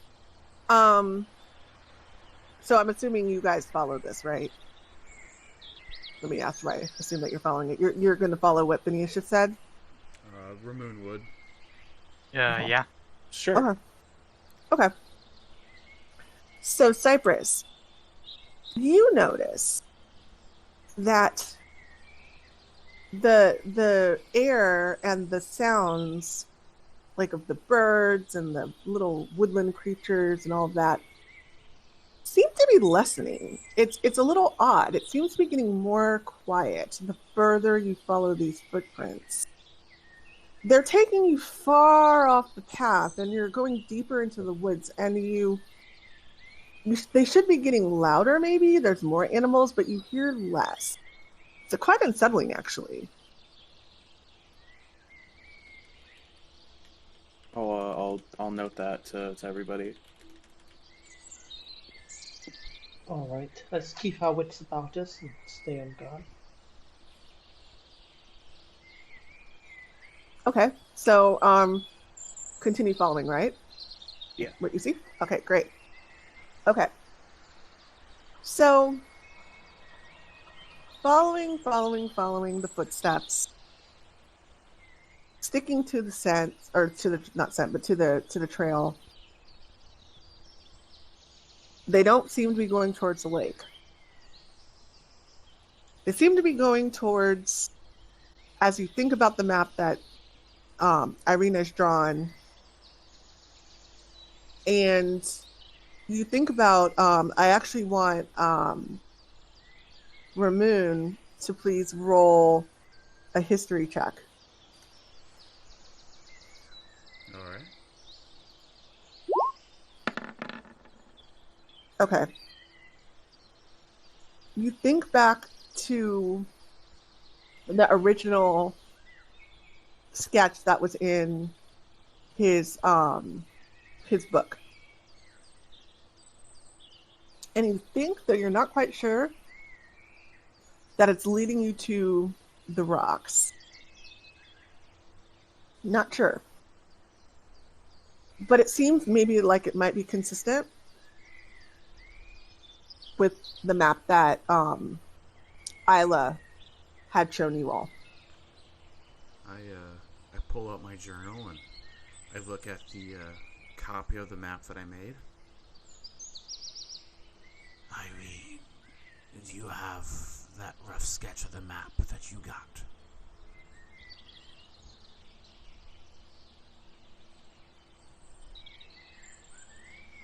Irene? Oh, sorry, I cut out for a second there. What did you say? Ramune pulls out the map that he made from the doctor's notes, and he wants to compare it with the map that you made, that you got. Yep, absolutely. Is there a correlation or validation here in regards to the path in the map that I have and the map that Irene has? Around the stony area? There is. Oh. Both of you seem to... Both of the maps have the stone area in the same spot. This is good. We should continue to follow and see where this takes us. And then he's going to look to see if he had... Because he wrote low 4. He's going to see if he had noted anything in regards to that particular region from the doctor's notes in his book. You can't recall. There were some notes about it, but you can't remember what they said. Unfortunately, you didn't copy down the notes. You just jotted down the map. Got it. And you didn't bring the notes with you. So you can't quite recall, but you do think that this is consistent with what Irene has. Let's keep going here, but be on our guard. So... Okay, so... Go ahead, sorry. No, go ahead. So yeah, if the tracks are leading to the stones, I'll just check the compass and make sure we're heading in more or less the right direction. Okay. So, you all are getting closer and closer to the rock formation. You've been walking for quite a while now. It's starting to get dark. And you head to the rock.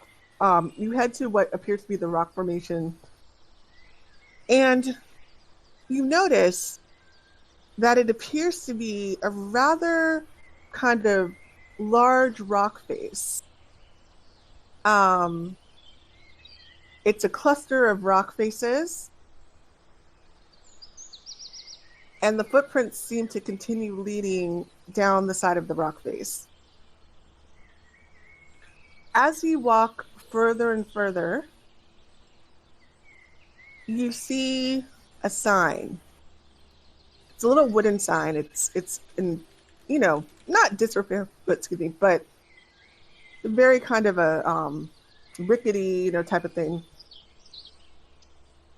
And it says, Pottersmith Mine. And then it says, over that, it says, do not enter. Kind of, across. Someone took like a paper sign and put it across that set, and it says, do not enter. And the footsteps, oh, go ahead. I was going to say, is the handwriting that's on the sign the same as the doctor's from his notes? Go ahead and roll. What would that be? Would that just be another history check to recall that? Yeah, let's do history. That's a good one. Okay. You kind of study the paper, and it does not look like it's handwriting. The paper covers it's like a long strip, and it covers across the entire sign, and says, do not enter. Not his handwriting, from what you can tell. I don't know who wrote this, but it doesn't appear to be in the doctor's handwriting. Someone else is here, or was here.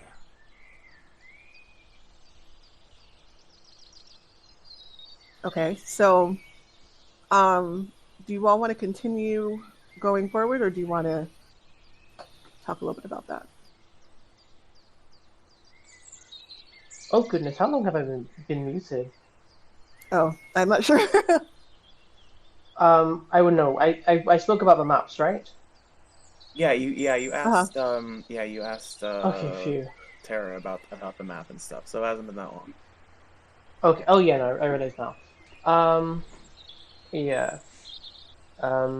Yeah. So if the doctor didn't make the sign, then does it look like it's just been there for a little while? Does it look like what? I'm sorry? Does it look like it's been there for a little while? Like No. weeks, months? No, the paper doesn't look old. It doesn't look like it's weathered. No. Okay. Alright. Well, this seems to be a new addition to the sign, so let's continue to be very mindful here. But I suppose our best bet lies forward. I would agree. I am kind of curious who would put up such a... Okay, so you guys continue forward. And as probably expected, the footsteps lead to an opening in the cave face. You see, like, what looks like some rickety tracks, maybe, and they lead right into the mine.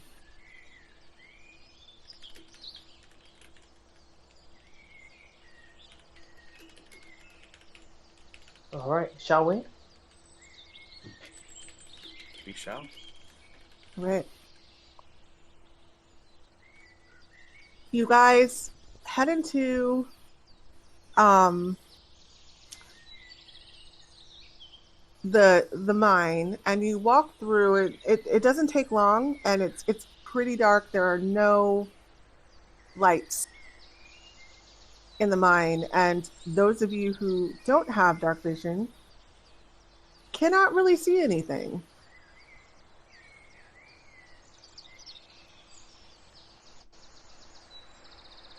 However, you do have access to a torch. I count that as just standard, things that you would have. I'm not going to say, oh, you didn't buy that. Like,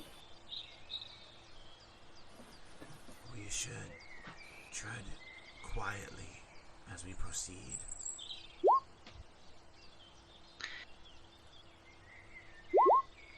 Ramune's going to make an Okay. attempt to be stealthy with the party.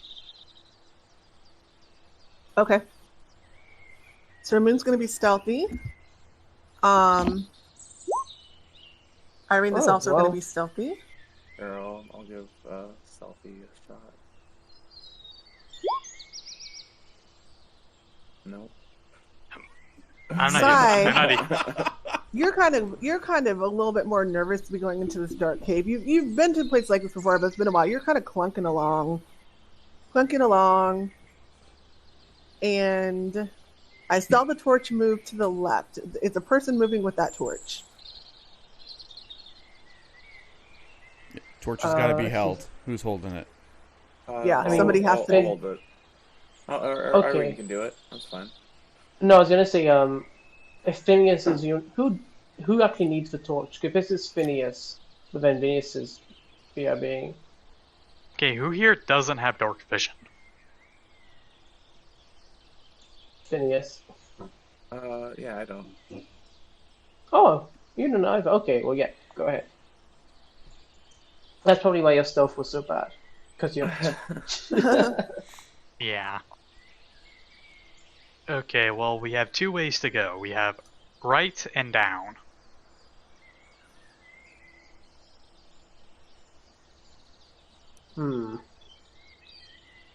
Can we see any tracks within the mine currently, or? Yeah, could I? Oh, go ahead. I was gonna say, could I check to see if there are any tracks leading to one in one direction or the other? So, the tracks seem to be leading kind of like around this area, and they go kind of this way, but then they kind of seem to be going in circles a bit. And so, from what you notice, they don't seem to have been going necessarily in a direction that you can tell. They just seem to be kind of wandering around. So they're everywhere, but it's even worse now, and you're not really seeing a straight path. So it's like someone was pacing around a lot or doing a lot Yeah. of activity in here. Exactly. Well, whatever was going on here, they did it everywhere. There's footprints leading here, there, and everywhere.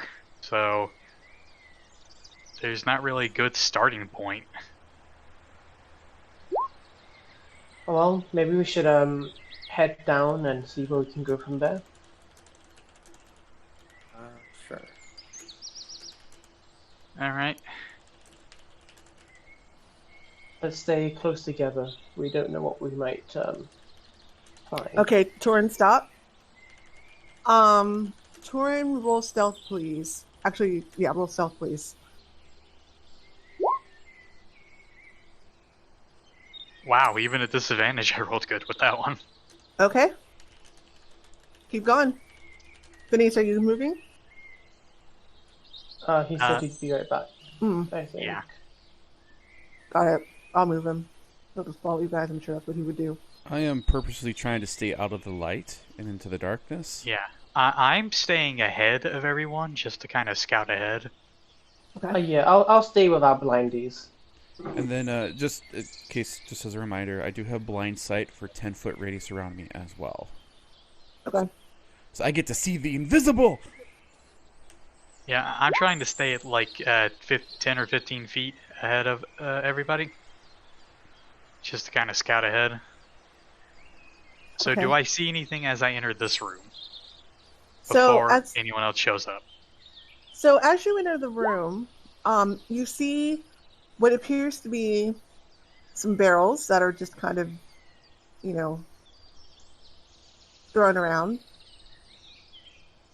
You see a small pool of standing water. You see some logs and some rocks. I mean, it doesn't really seem to be anything out of the ordinary. You see some holes in the ground for an old mine. So yeah. Let me go check those barrels. Okay. All right, go to roll investigation, please. Okay. You open up it takes a little bit of a pull, but you need to open up the barrels. Pretty old. And you give them a really good and thorough search, and they don't really seem to have anything much in them. They have like some dried one of them has potatoes in it, and so it appears to be maybe something like some miners had at one point. So like some dried, like some potatoes in it, and so one of them has just like some vegetables in it, and one of them has mining supplies, like a pick and stuff like that. You can tell they've been here for a while, just by their condition, by their, they're dirty. But other than that, you don't find anything that and I'm assuming obviously that you're looking for something that has to do with Dr. Wei. Yeah, like see if there's any kind of like signs of recent activity. No, it appears to be old, unfortunately. So no, you don't see anything that appears to have been recently used. Yeah, those barrels were dead end. Nothing around here seems to indicate a recent movement. Okay. All right, I'm gonna go on ahead again, try and stay out of the light. So I'll see you guys in a minute. Okay. I did Phineas. There he is. Oh, Phineas, you're back. Cool. Okay. Oh. Okay, I'm gonna stop here and see if there's anything that I can see before everyone else comes up. Okay. Peeping around the corner, you notice that there seems to be what looks like a broken wagon with a bunch of debris in it. Also, you notice what appears to be a little bit of a lantern that just barely has light in it left. So yeah, you see, you can't tell what the debris is from this far out, but there's definitely debris around the wagon, around the broken wagon. Okay, so I hold up my hand to everyone behind me to like stop for a second. Yep. Okay, I saw a broken, what looked like a wagon, and a lantern. Very faint, but still, it's still lit. So someone's been down here recently.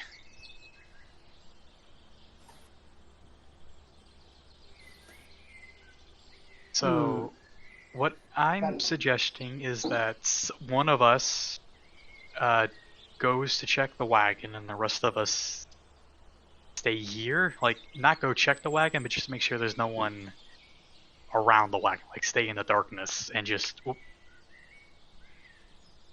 check. Well, Toren, if you take the lead, I can also discreetly kind of buffer between you and the light source.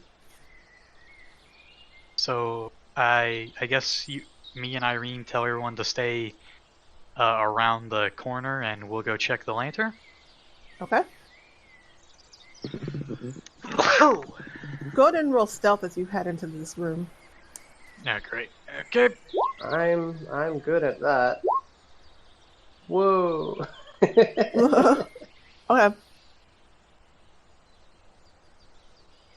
Thankfully, Go ahead. I was gonna go. Thankfully, and with me being at disadvantage, that doesn't seem to be as bad as I thought it was gonna be.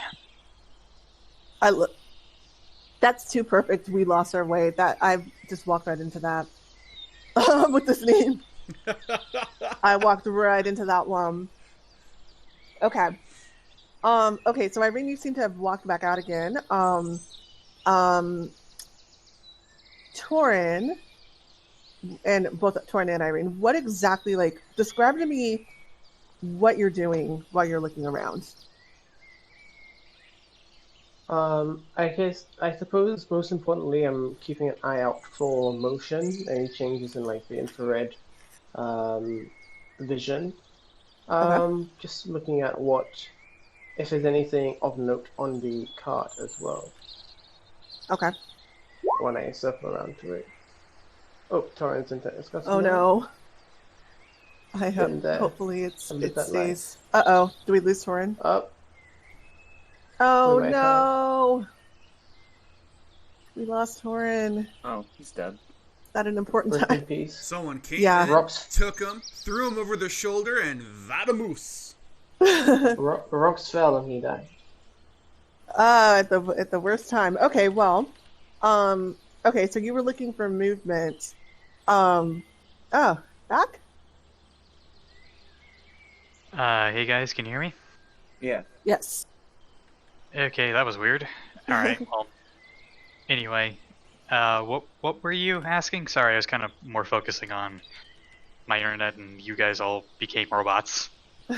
Yes, I was asking, describe to me what you're doing while you're looking around. Irene had said that she was looking for movement specifically, and then I was going to ask you exactly what you're doing while you look around this room. Yeah, I was checking for movement as well, and also checking behind us to make sure no one came from up here. Okay. So I would like you both to roll, and these are probably going to be the final rolls for this room to check for anything. For the movement, I'd like you to roll perception, since you're looking hard. For the room, I'd like you to roll investigation, please. Like looking for, specific things related to Way.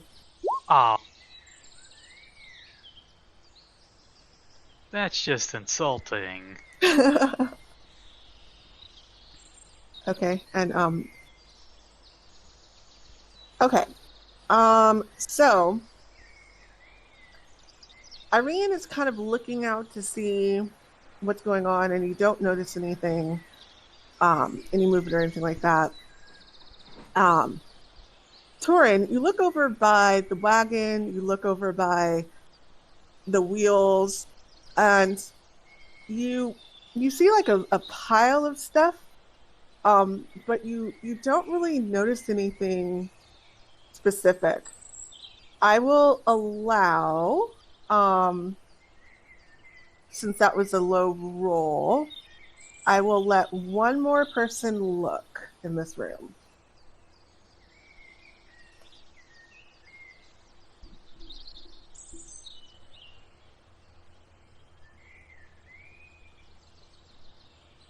Okay. Anybody else want to look in this room? Investigation. Phineas or Cypress? Okay, I see Cypress coming. Yeah, I'll take a look. Okay. I'm staying in the rear. Okay. So Cypress, as you head in, again, a bit distracted, looking around the cart, you don't see anything, unfortunately. Nothing at all. Literally nothing. I'm gone. Yep, nothing. Is there even really a cart there? There is a cart. The cart is right down No, I was here. speaking metaphorically from that roll. Oh, got it. I don't even think he knows he's in a cave. Right. I think it's an illusion. Okay, so Phineas, I see you heading up.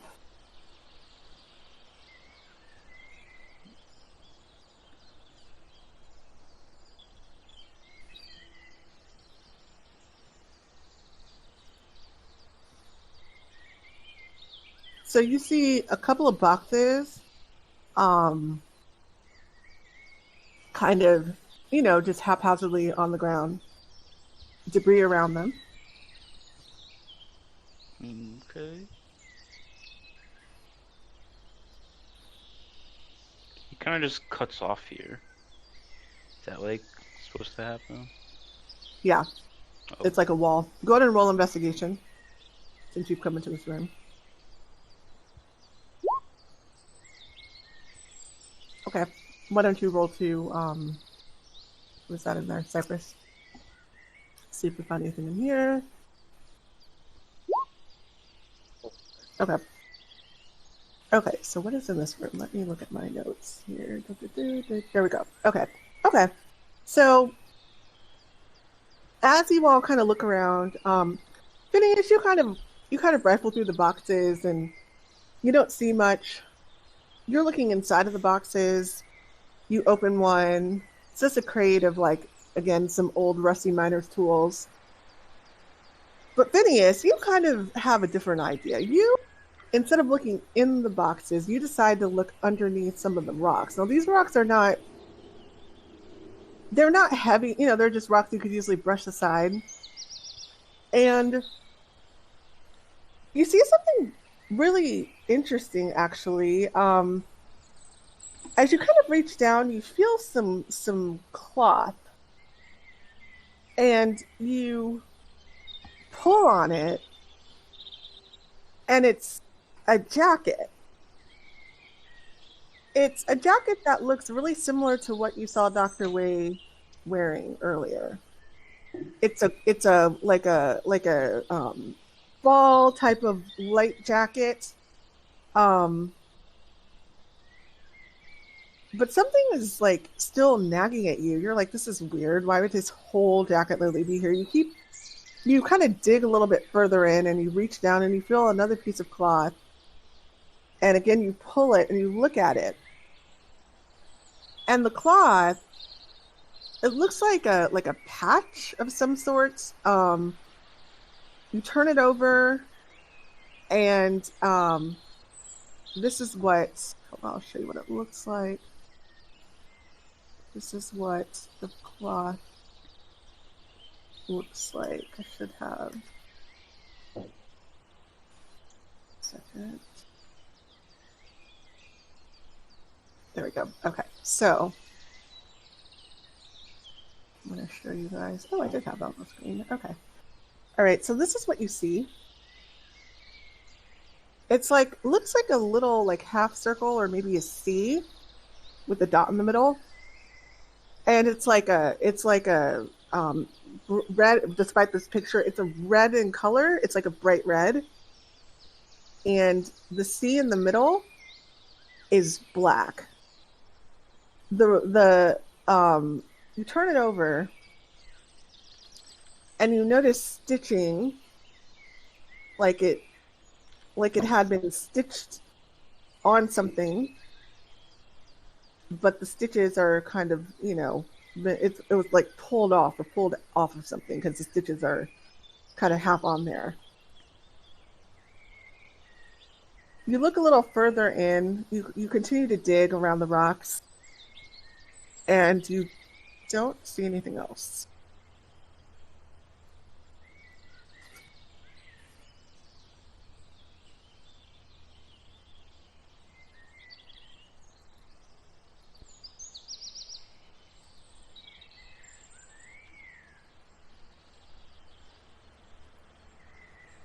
So what did you want to do with that information?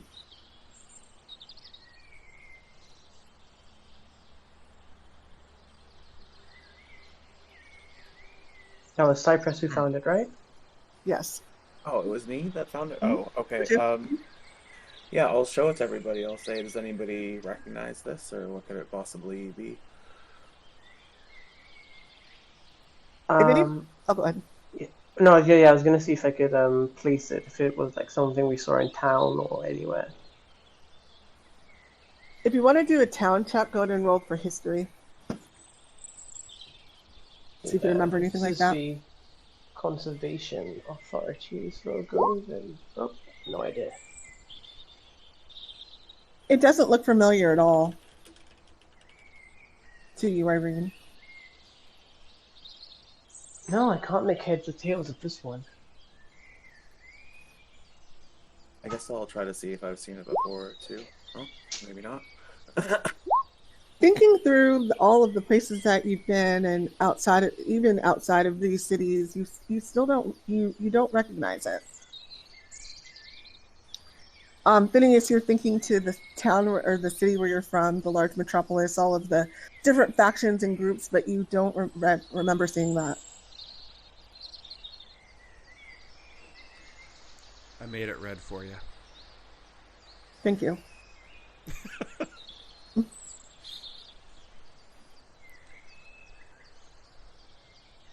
It's awfully quiet in here. It is very quiet, actually. Did you guys find anything? No, and there's no further spaces around here, so I'm guessing if there is someone down here, they're the other way. But wait, what is that you're holding? He points at the cloth. Irene, go back down to where you were. Go ahead. Continue talking, but Irene, back down to the bottom here. You said all right, you go ahead. didn't find anything, but you found something.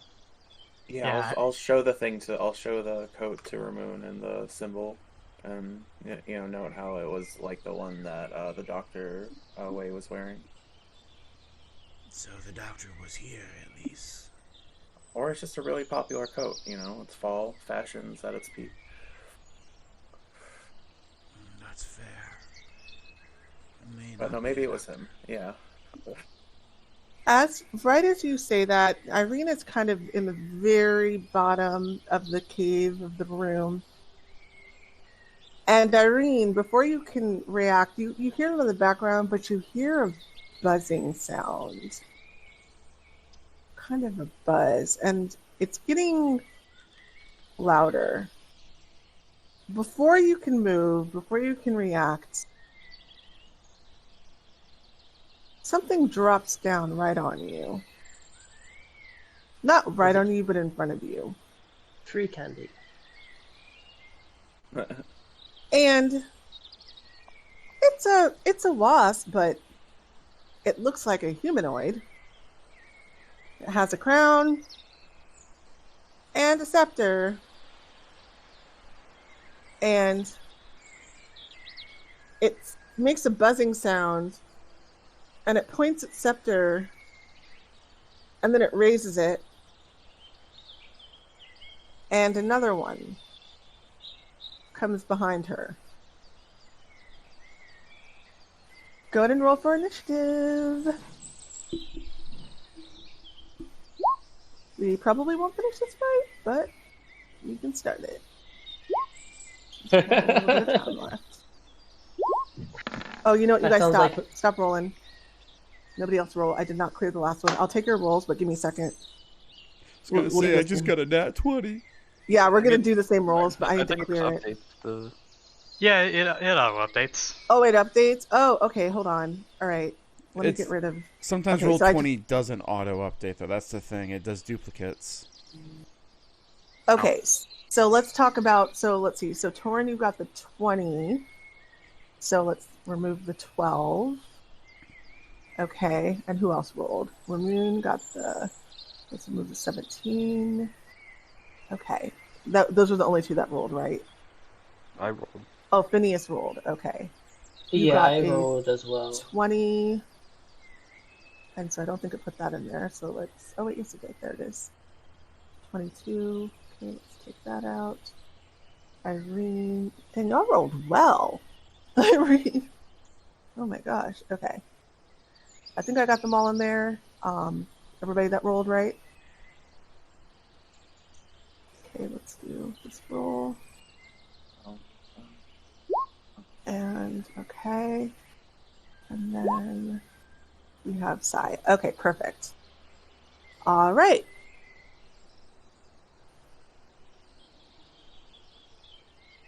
All right, Ramune, you're first. Do I notice the buzzing sound? No. You see it, Okay. but you don't hear it. Oh, I mean, see you it? see what's going on, but yeah, I mean, you Okay. see what's going on with, you see that two very large insects have entered the room, but you don't hear it. You're too far. Okay.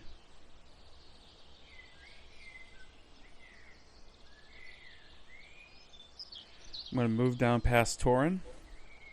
Okay. And does it look like they're being hostile toward Irene? It's hard to tell.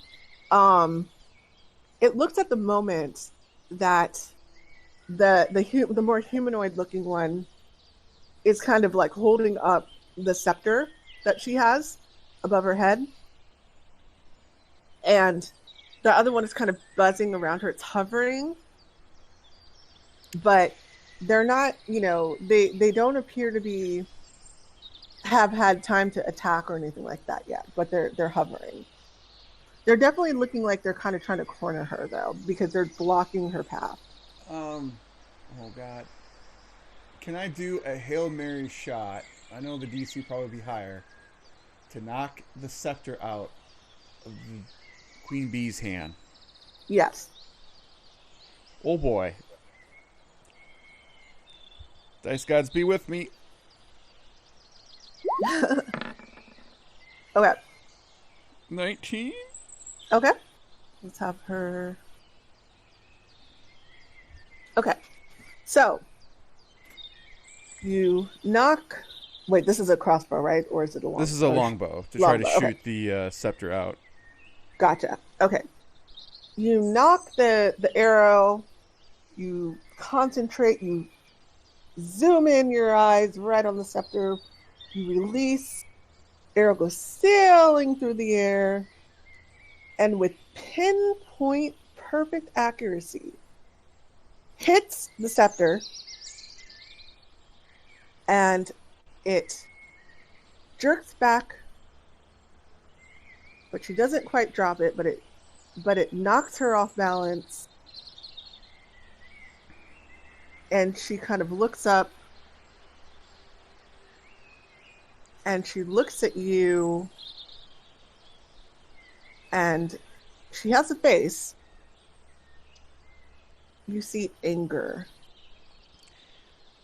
She stops focusing on Irene, and she's looking straight at you. Ramune, for his free action, is just going to yell out, don't need to fight. Don't be hostile. That warning shot. Let's talk. And just to note, we still haven't taken a short rest yet, correct? Right.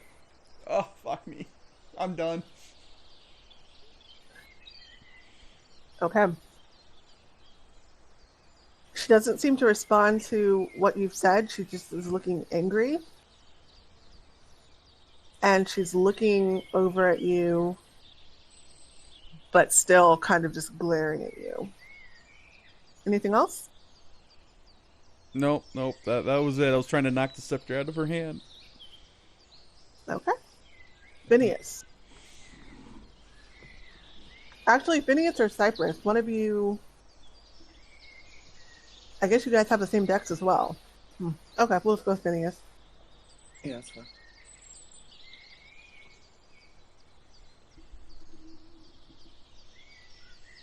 Oh, what? Your turn.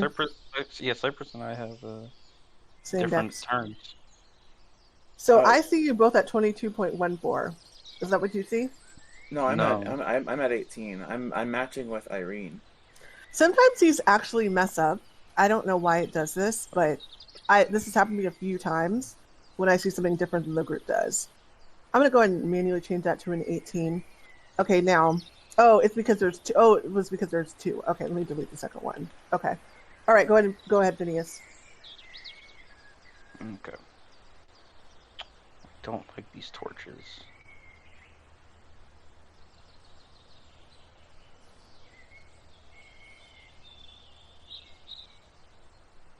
Okay. So I will just...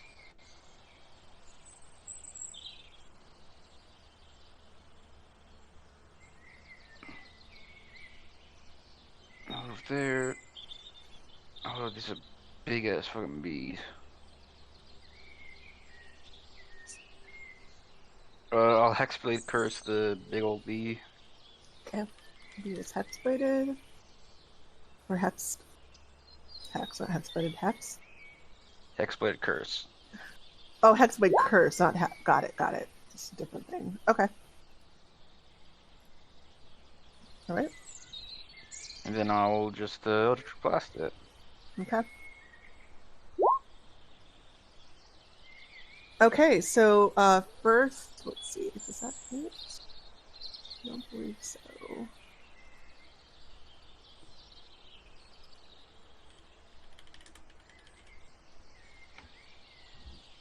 Oh, that's interesting.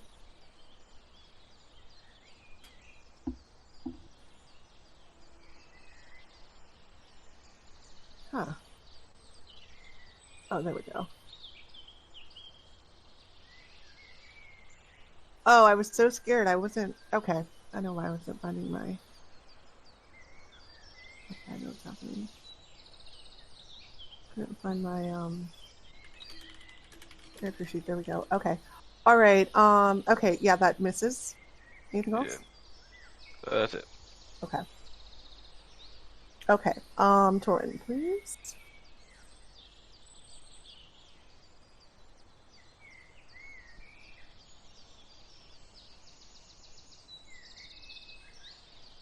You there, Toren? Yeah, sorry. Okay. I am going to try and hit the queen. Okay.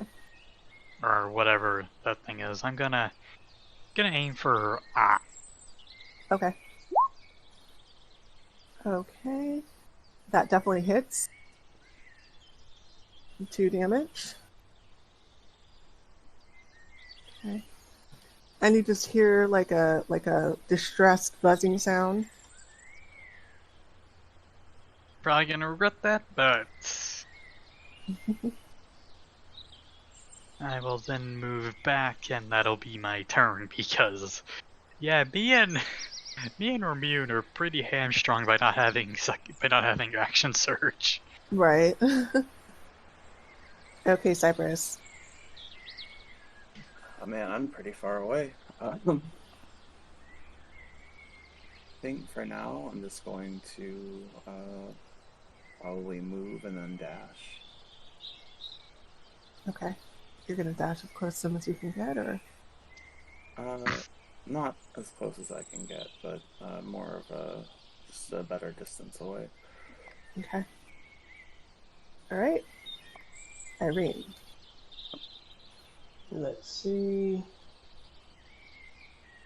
Yeah, this is looking like a better place to be. So you're gonna dash around. Yep, and you know, I feel like we've initiated hostility. I'm just gonna brace myself. Yeah, that's me. Okay, so the humanoid-looking queen. You hear the buzz, and she pulls kind of up, like hovering a little bit higher, and then she kind of launches herself towards you with her stinger out. And she is going to go for, let's see how far you are. She's kind of mad at Ramune for hitting her scepter. She doesn't like that. I don't think she's going to make it to you yet. Let's look at the...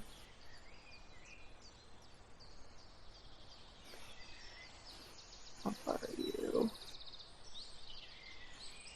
Yeah, she's not gonna... Is she gonna make it? I don't believe she is.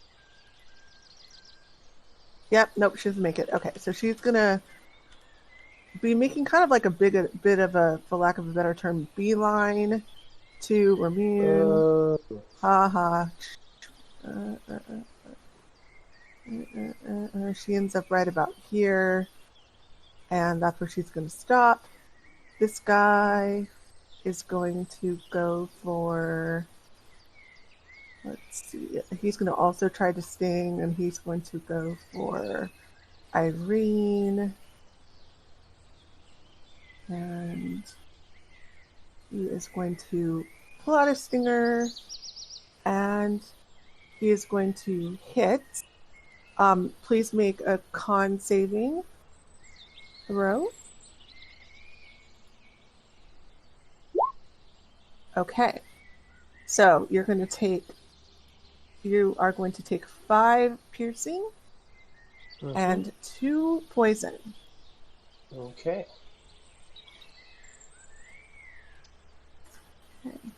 All right, Ramune. We'll do one more round, I think, and we'll pause. All right. Seeing that, Ramune is going to drop his short bow, because she's down like within melee range towards the ground, right? Yeah.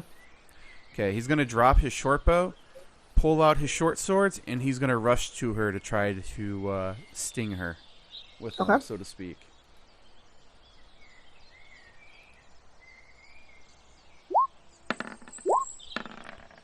Main hand 18, offhand 18. Both hit.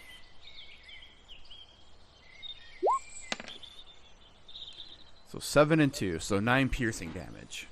Okay, with the slash, you get her pretty good. She is definitely hit with both. She does not like this. She is even angrier. You hear the buzzing sound, like, get more and more frantic coming from her. But she seems to be really, really kind of frenziing a bit. Seems a little familiar. We can stop this. Call off your bee and we'll stop attacking. Doesn't seem to respond, although you have a feeling that maybe she understands what you're saying, but it's not responding. Okay. That They will try to kill us. Stop trying to reason with bees. Oh, behave. Oh, behave. I love it. I love it. Okay. Phineas. I will swing at Big B. Nice. Yep, hits for sure. Yeah, like crit hits and everything. Mm-hmm. Okay. So Phineas is pissed because this bee, like you just said, they're just trying to kill you. Like, they attacked you. You didn't do anything. They just attacked you. And with all your weight, although it's not that much, you throw it into your sword swing and you literally swing at this bee and you literally cleave it in half. It just crushes through it. And it is dead. It falls to the ground with a thud. Damn. I just look at my sword. It's like, yo, this is pretty cool. The sword pulses a bit. You can feel it. It can't be seen, but you can feel a pulse in the sword in your hands, as if it's responding to you to say good job or something to that effect. Unnervingly, though, however, and everybody notices this, the buzzing isn't getting quieter with one less bee. In fact, it seems to be getting louder, and it seems to be coming from this corner of the cave. As the queen seems to be, this is not an action, but you just kind of see her doing this.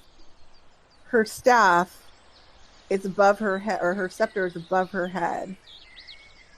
It's picking up a little bit more volume. Toren. I'm just gonna shoot the queen. Okay. That is a hit. And she's skewered with another arrow. Doesn't seem to affect what she's doing with her staff or with her scepter, though, which is circling it above her head. Anything else? I say we might want to kill her before she finishes what she's doing. And that's the end of my turn. Okay. Cypress. Seeing that Irene is injured, Cypress is actually going to cast Healing Word on Irene. Okay.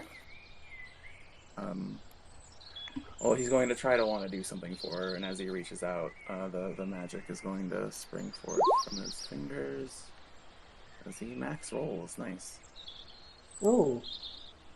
Oh, thank you. Irene, you feel a lot better. A lot better. All the way better. Yes. Anything else for you, Cypress? I'm going to move up a little bit, and that's my turn. Okay, Irene.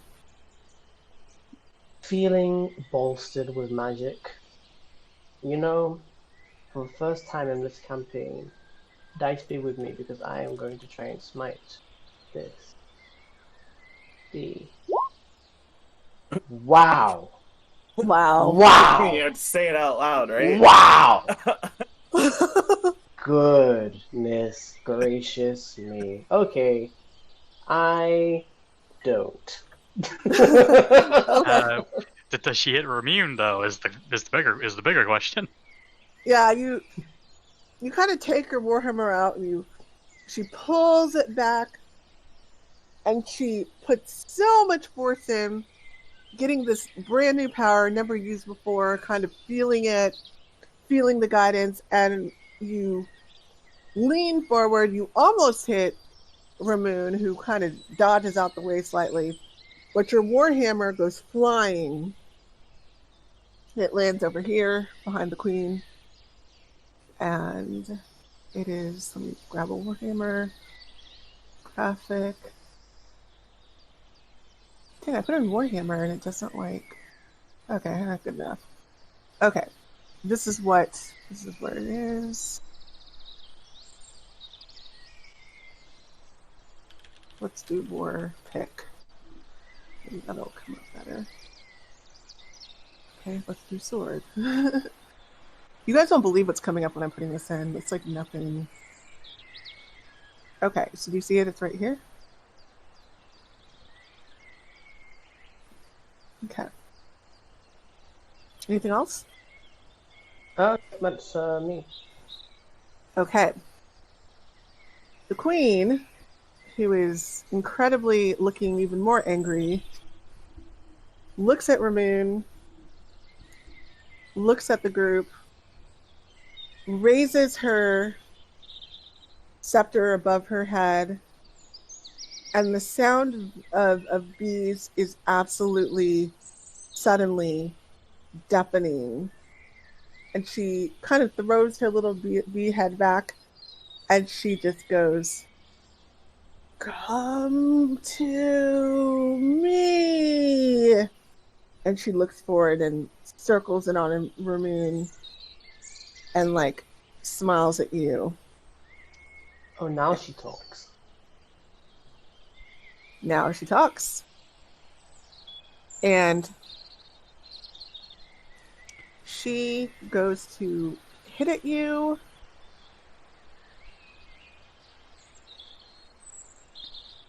But, not that.